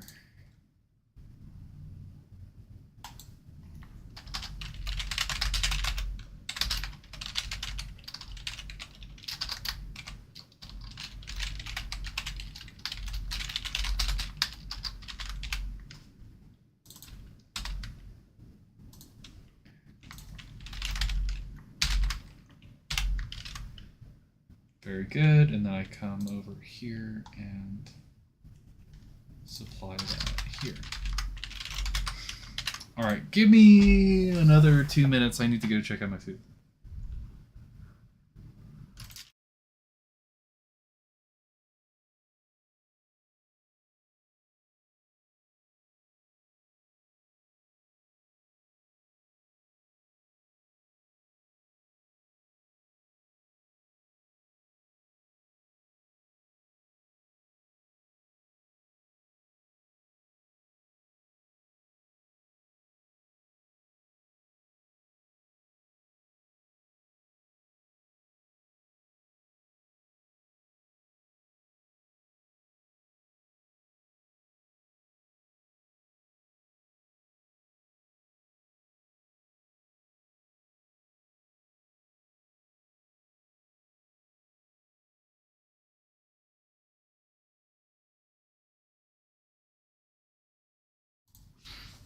We're back.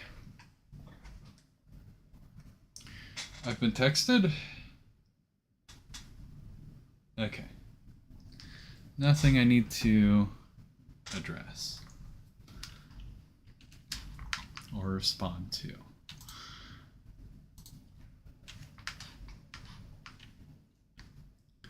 Sending name self-request. Where were we? We got this. We could send it. Okay, that's gonna work great, actually. Yeah, this will work really good.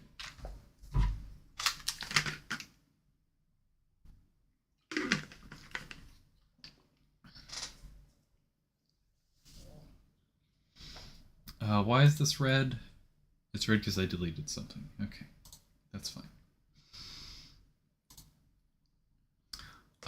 Cool. All right, I need to go look at what these monstrous UI elements I just created look like. Because they're not styled. They're going to be hanging out in the middle of nowhere. Yeah, here they are. Here these little freaks are. Okay. Okay, that's a problem.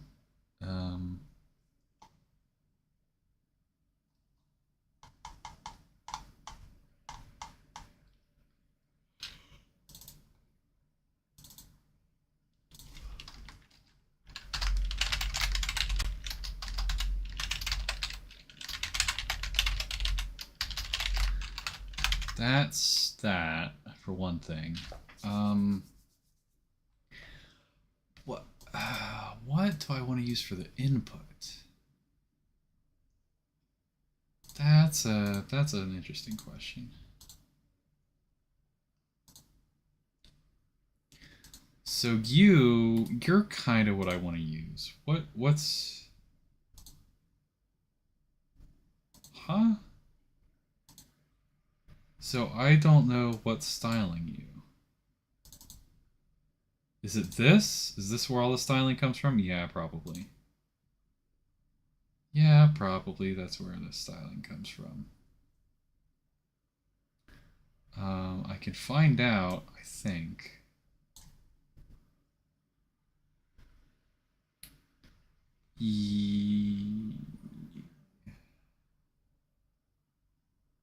So that's that.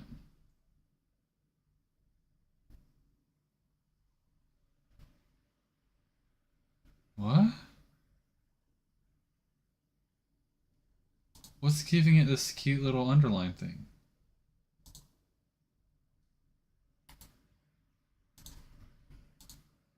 Okay, thank you. Yeah, here it is. Okay, that's what I thought. Yes, yes. We know how to do those things. All right, first of all, I've got too much crap open. This needs to stop. Okay.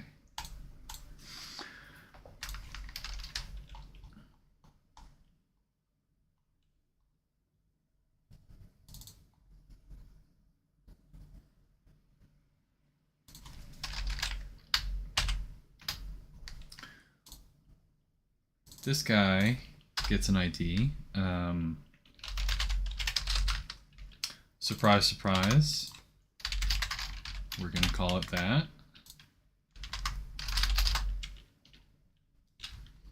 And we'll go ahead and position it somewhere. Probably quite a bit further to the left.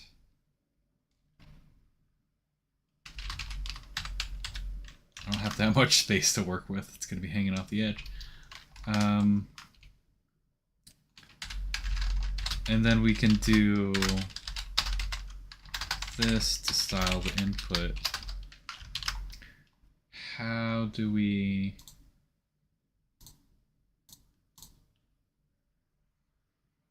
all of these things. So I'm gonna go copy all these things basically.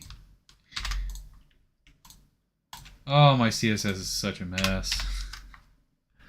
My CSS.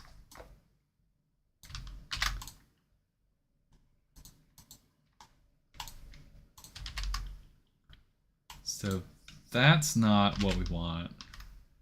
This might be what we want. This probably doesn't matter.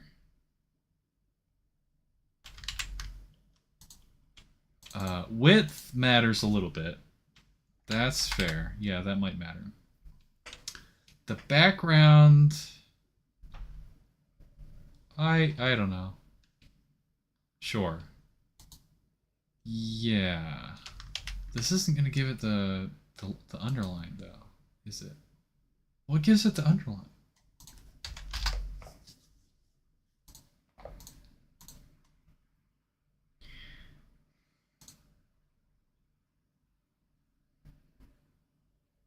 Okay, this is where we are so far. You can definitely afford to move it to the right some more.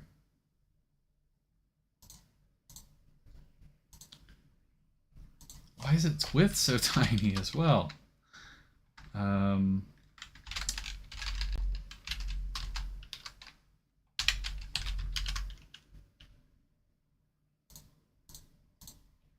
Yeah, that's a little bit strange.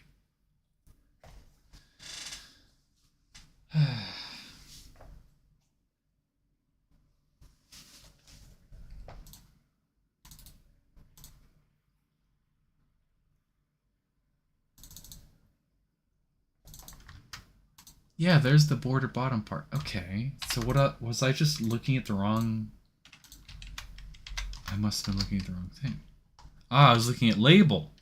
Oh my goodness, silly me. Okay. Right. This is what we actually wanted.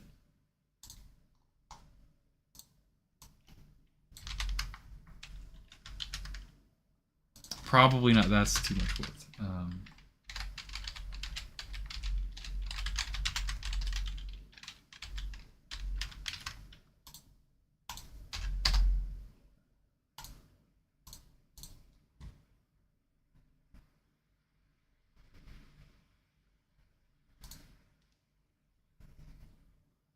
There we go. That's not quite right. I'll be honest, but it's something.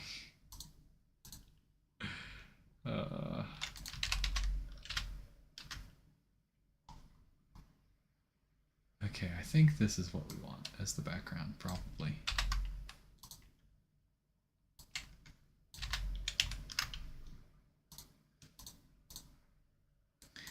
There, that's okay, I guess.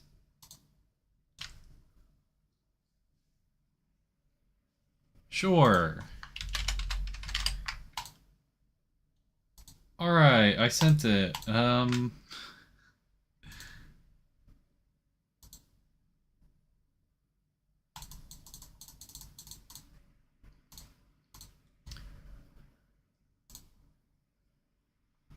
I mean, I didn't send it. Oh, that's because the button does nothing on click. Yeah, that's fair. Yeah, that makes sense. Well, certainly we disable the button.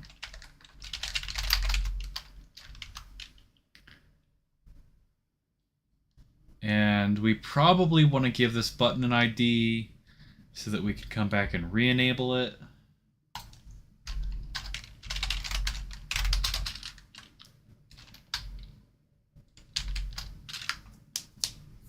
So this is going to actually be another, yeah.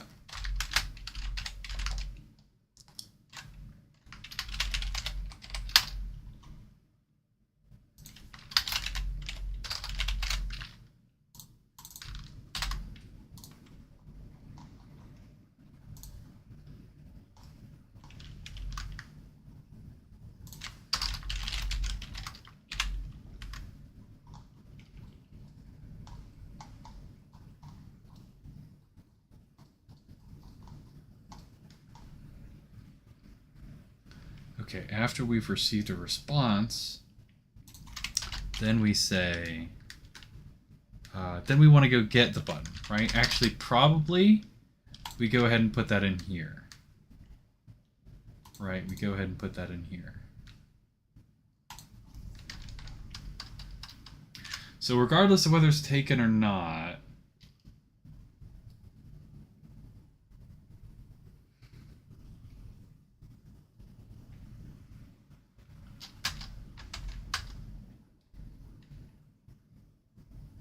yeah, we probably just go ahead and re-enable the button.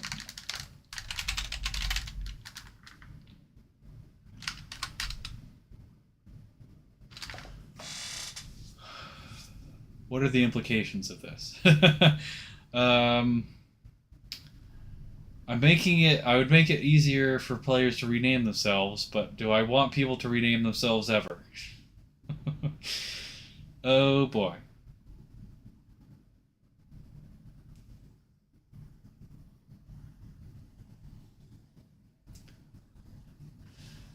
I'm gonna,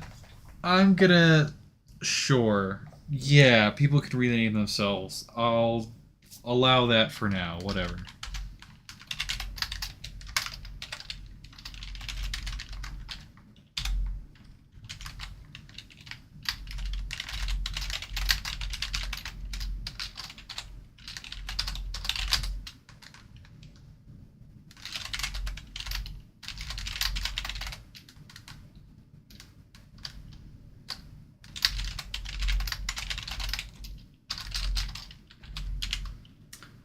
Can I rename this, actually?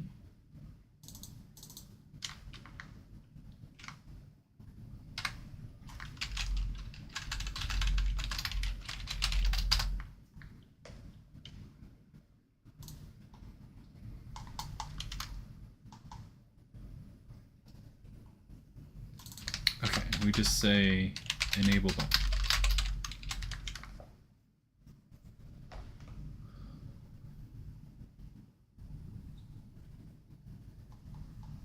Okay, cool.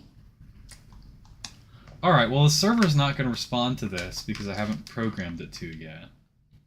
So that's certainly something I need to address.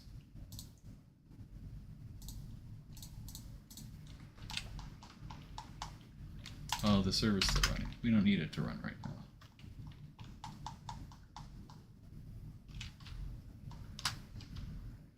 now. Okay. Handle a request for a client giving us their name. Verify no one else has taken that name and send a confirmation back one way or another. Yeah. Okay, I don't think this is a 20-minute job, but we'll see how far I can get into it.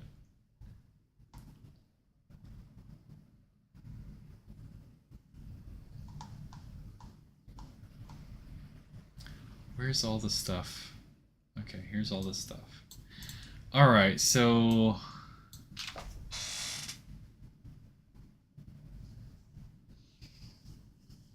this is a char star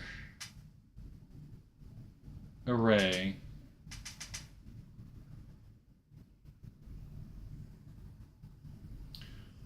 Which, let's see. Which right now contains garbage data, but that's okay. Because we have num clients, I think. Yes. Yeah, so this having garbage data was an issue because we're making the size based on max divisions. This should be okay for it to contain garbage data.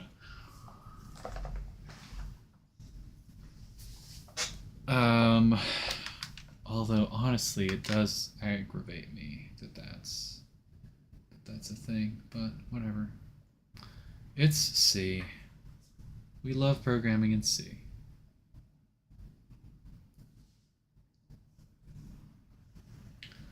Okay, char star client names.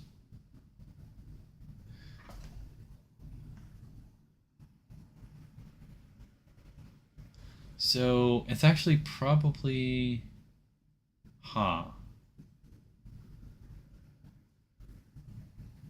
what is it? What indicates that there is no username for the client yet? That's the first thing I need to figure out. Okay.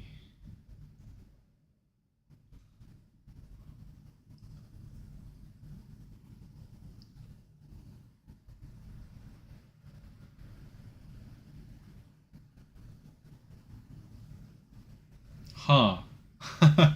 Huh.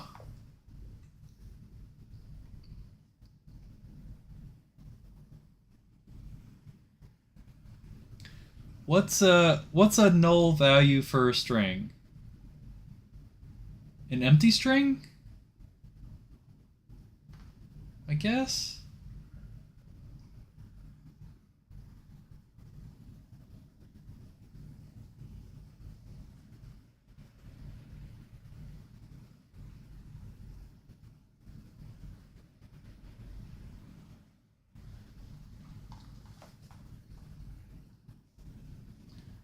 Client data num elements.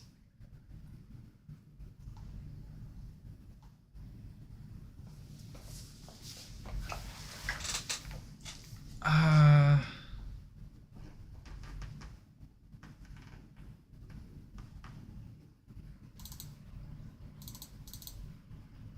Realistically, I should be doing this in a different order than I'm doing right now.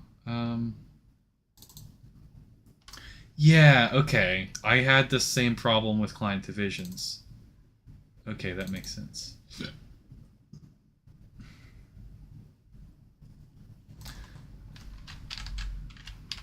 Okay, so we're gonna do the equivalent of this again, basically. All right, that's fair.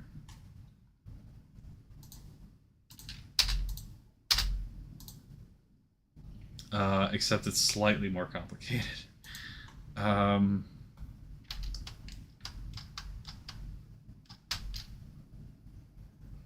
do we do this exactly?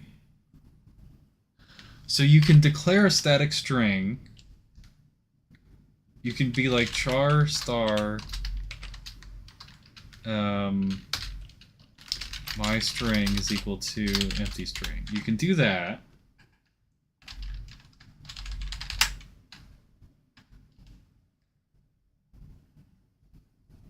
But how do I string compare? Oh, I'm gonna have to do string comparisons. Oh.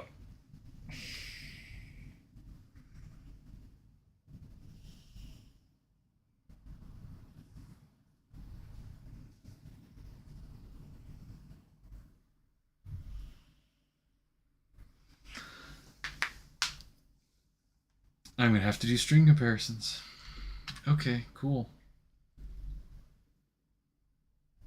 Because I can't... I can't just do my string equals empty string. That you can't... I'm 99% sure you cannot do that in C. So, oh god, here we go.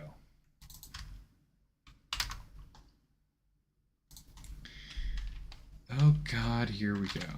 Alright, well at least I need to start with this, and I need to do this.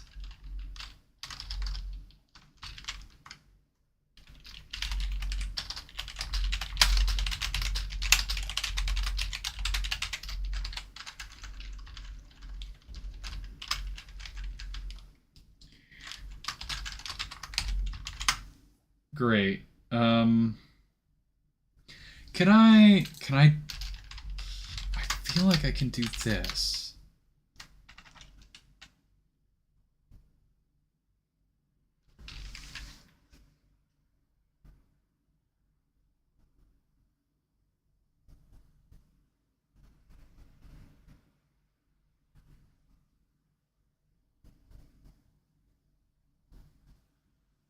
I don't think I can do that.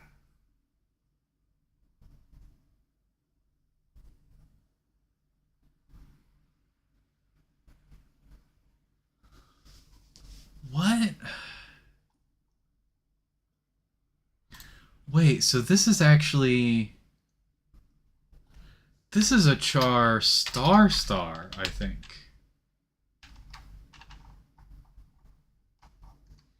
Yeah, this is a 2D. This is a 2D array of characters.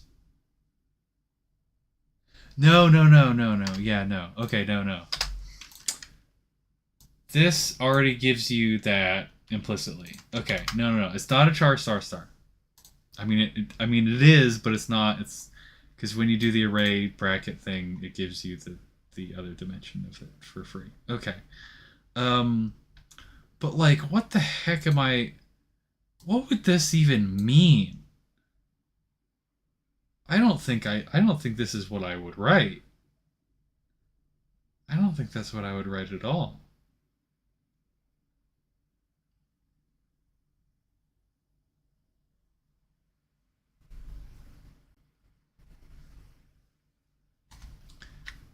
And where's that? Where's that stored in memory? Oh my god.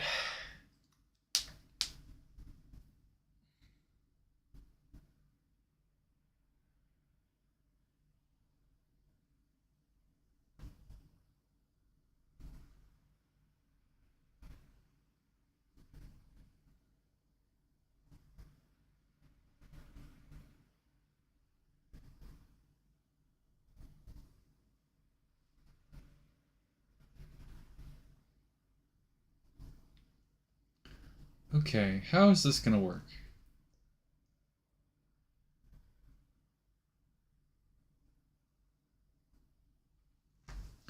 Okay, one way it could work is that when a user sends a request, name themselves, they're sending the string in the request. Um, that string has to go to this place in memory. Okay. So I could do a malloc or a calloc, I guess. Calloc is probably what I would do. Um, I could do a calloc right there, but then if they rename themselves, then I would have to do a calloc again. Okay.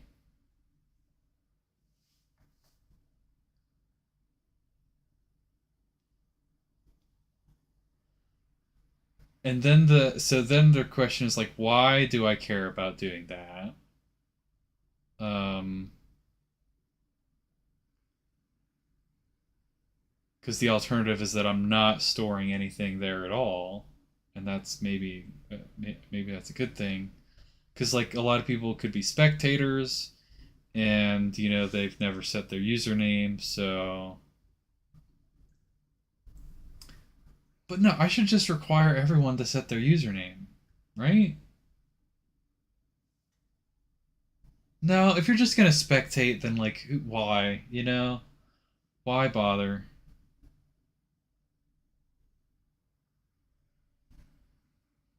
Yeah, if you're just gonna spectate, then like, why make them do that?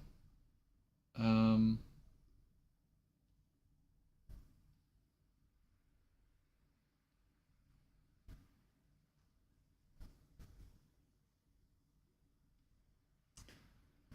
I think. Does it matter? It doesn't matter if I calloc, right? I think I just calloc, right? Just do it. It's not. It doesn't really matter either way. Just do the calloc. I think I just do the calloc.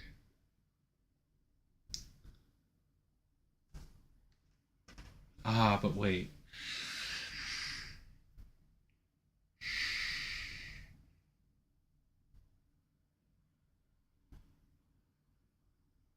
Oh, I hate this so much. Yeah, I think I just do the calloc. Um, I need to define the user, the size of the. Oh, I already did that. Well, look at me.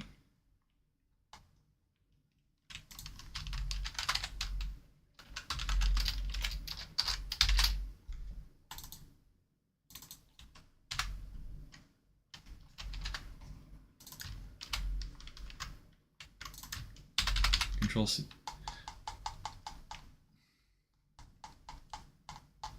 Oh, I scrolled past it. Okay. I'm doing this many. Size of char.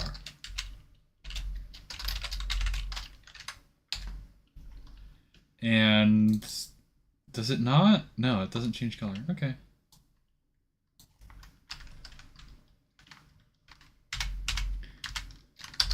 So that's going to initialize to all zeros. But I need to like write an empty string or something in there.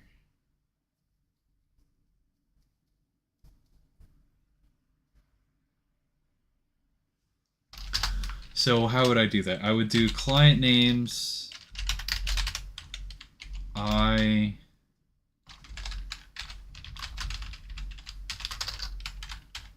0 is equal to null character.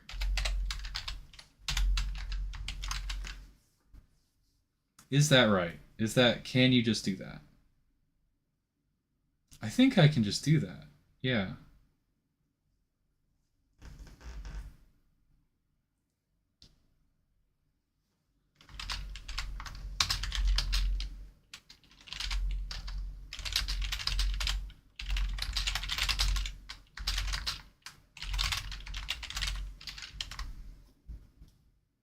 I think that's right.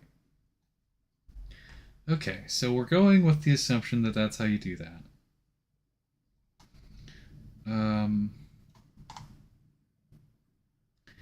Yeah, and then we're going to have some string comparison nonsense going on shortly.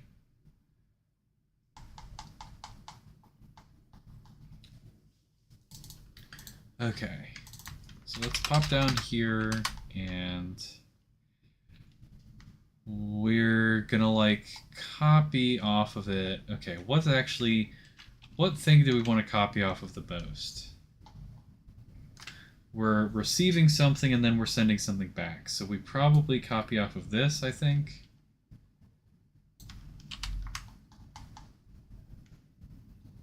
Yeah, we probably copy off of that.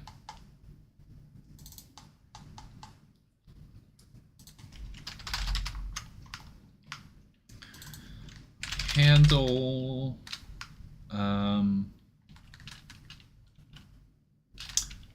name request.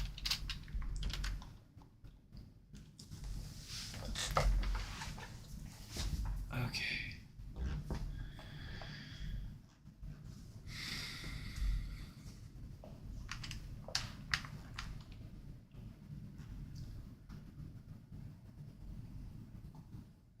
Okay, then we don't have a payload length thing going on here.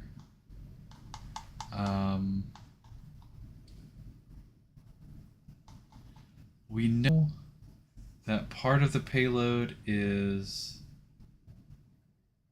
the first 4 bytes are taken.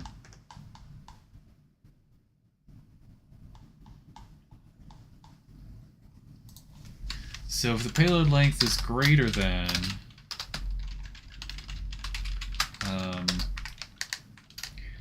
max username length plus 4,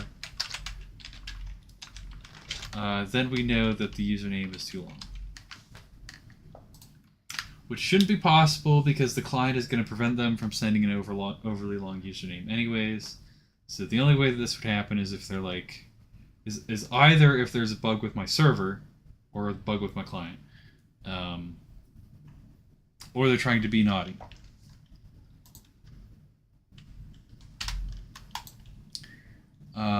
So this is a pregame. Is this a pregame request? Or can you send this at any time?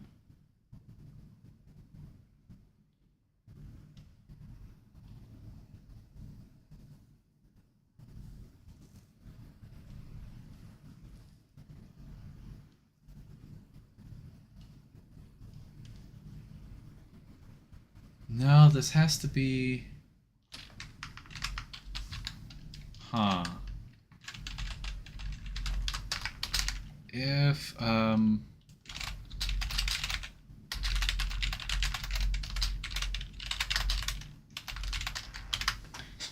yeah, that's like an annoying thing. is I'm not storing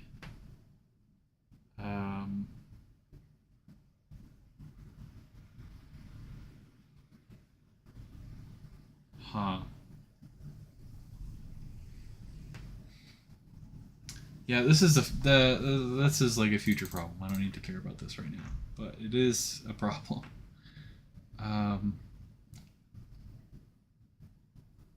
Okay, so we start here.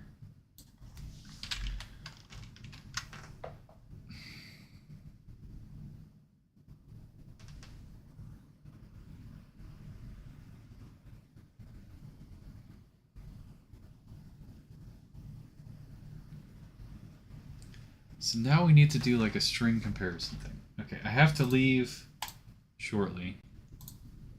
I'm going to do a quick Google search. See how to compare strings. There is a string comparison in the C standard library.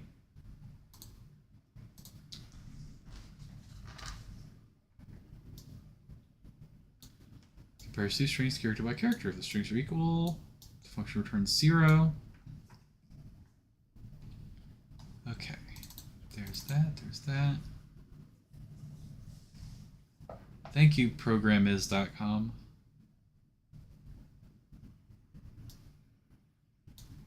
And it even returns other things.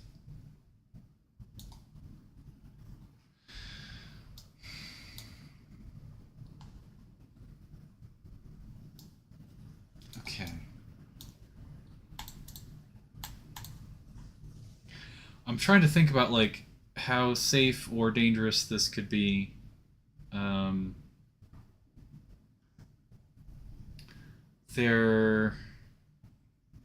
Because in the payload, the string comparison function doesn't take string lengths as arguments, so you know what it's doing is it's looking for the null character at the end of the string to know when the string ends.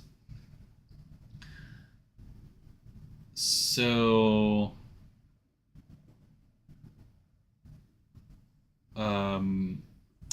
my payload doesn't by default have a null character at the end of it because it's just raw byte data. So I'm gonna need to like, I guess I copy it to a temporary string where I add the null character, and then I go ahead and do string comparisons with everything. Yeah, I think that's what I do. Okay, so note, I'm going to make a note for myself to do. 1, copy the payload to a temporary string.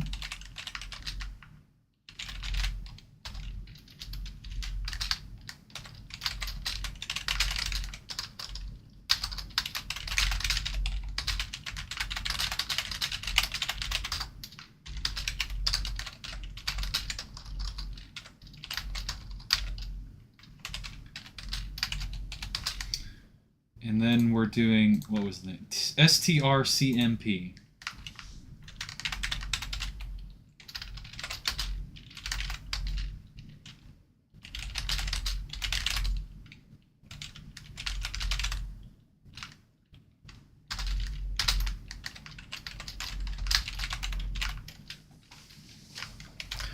Okay. That's good enough. That's good enough for today. I will hopefully be streaming tomorrow with yet more programming. Hope you enjoyed, and I hope to see you tomorrow. Until then, farewell.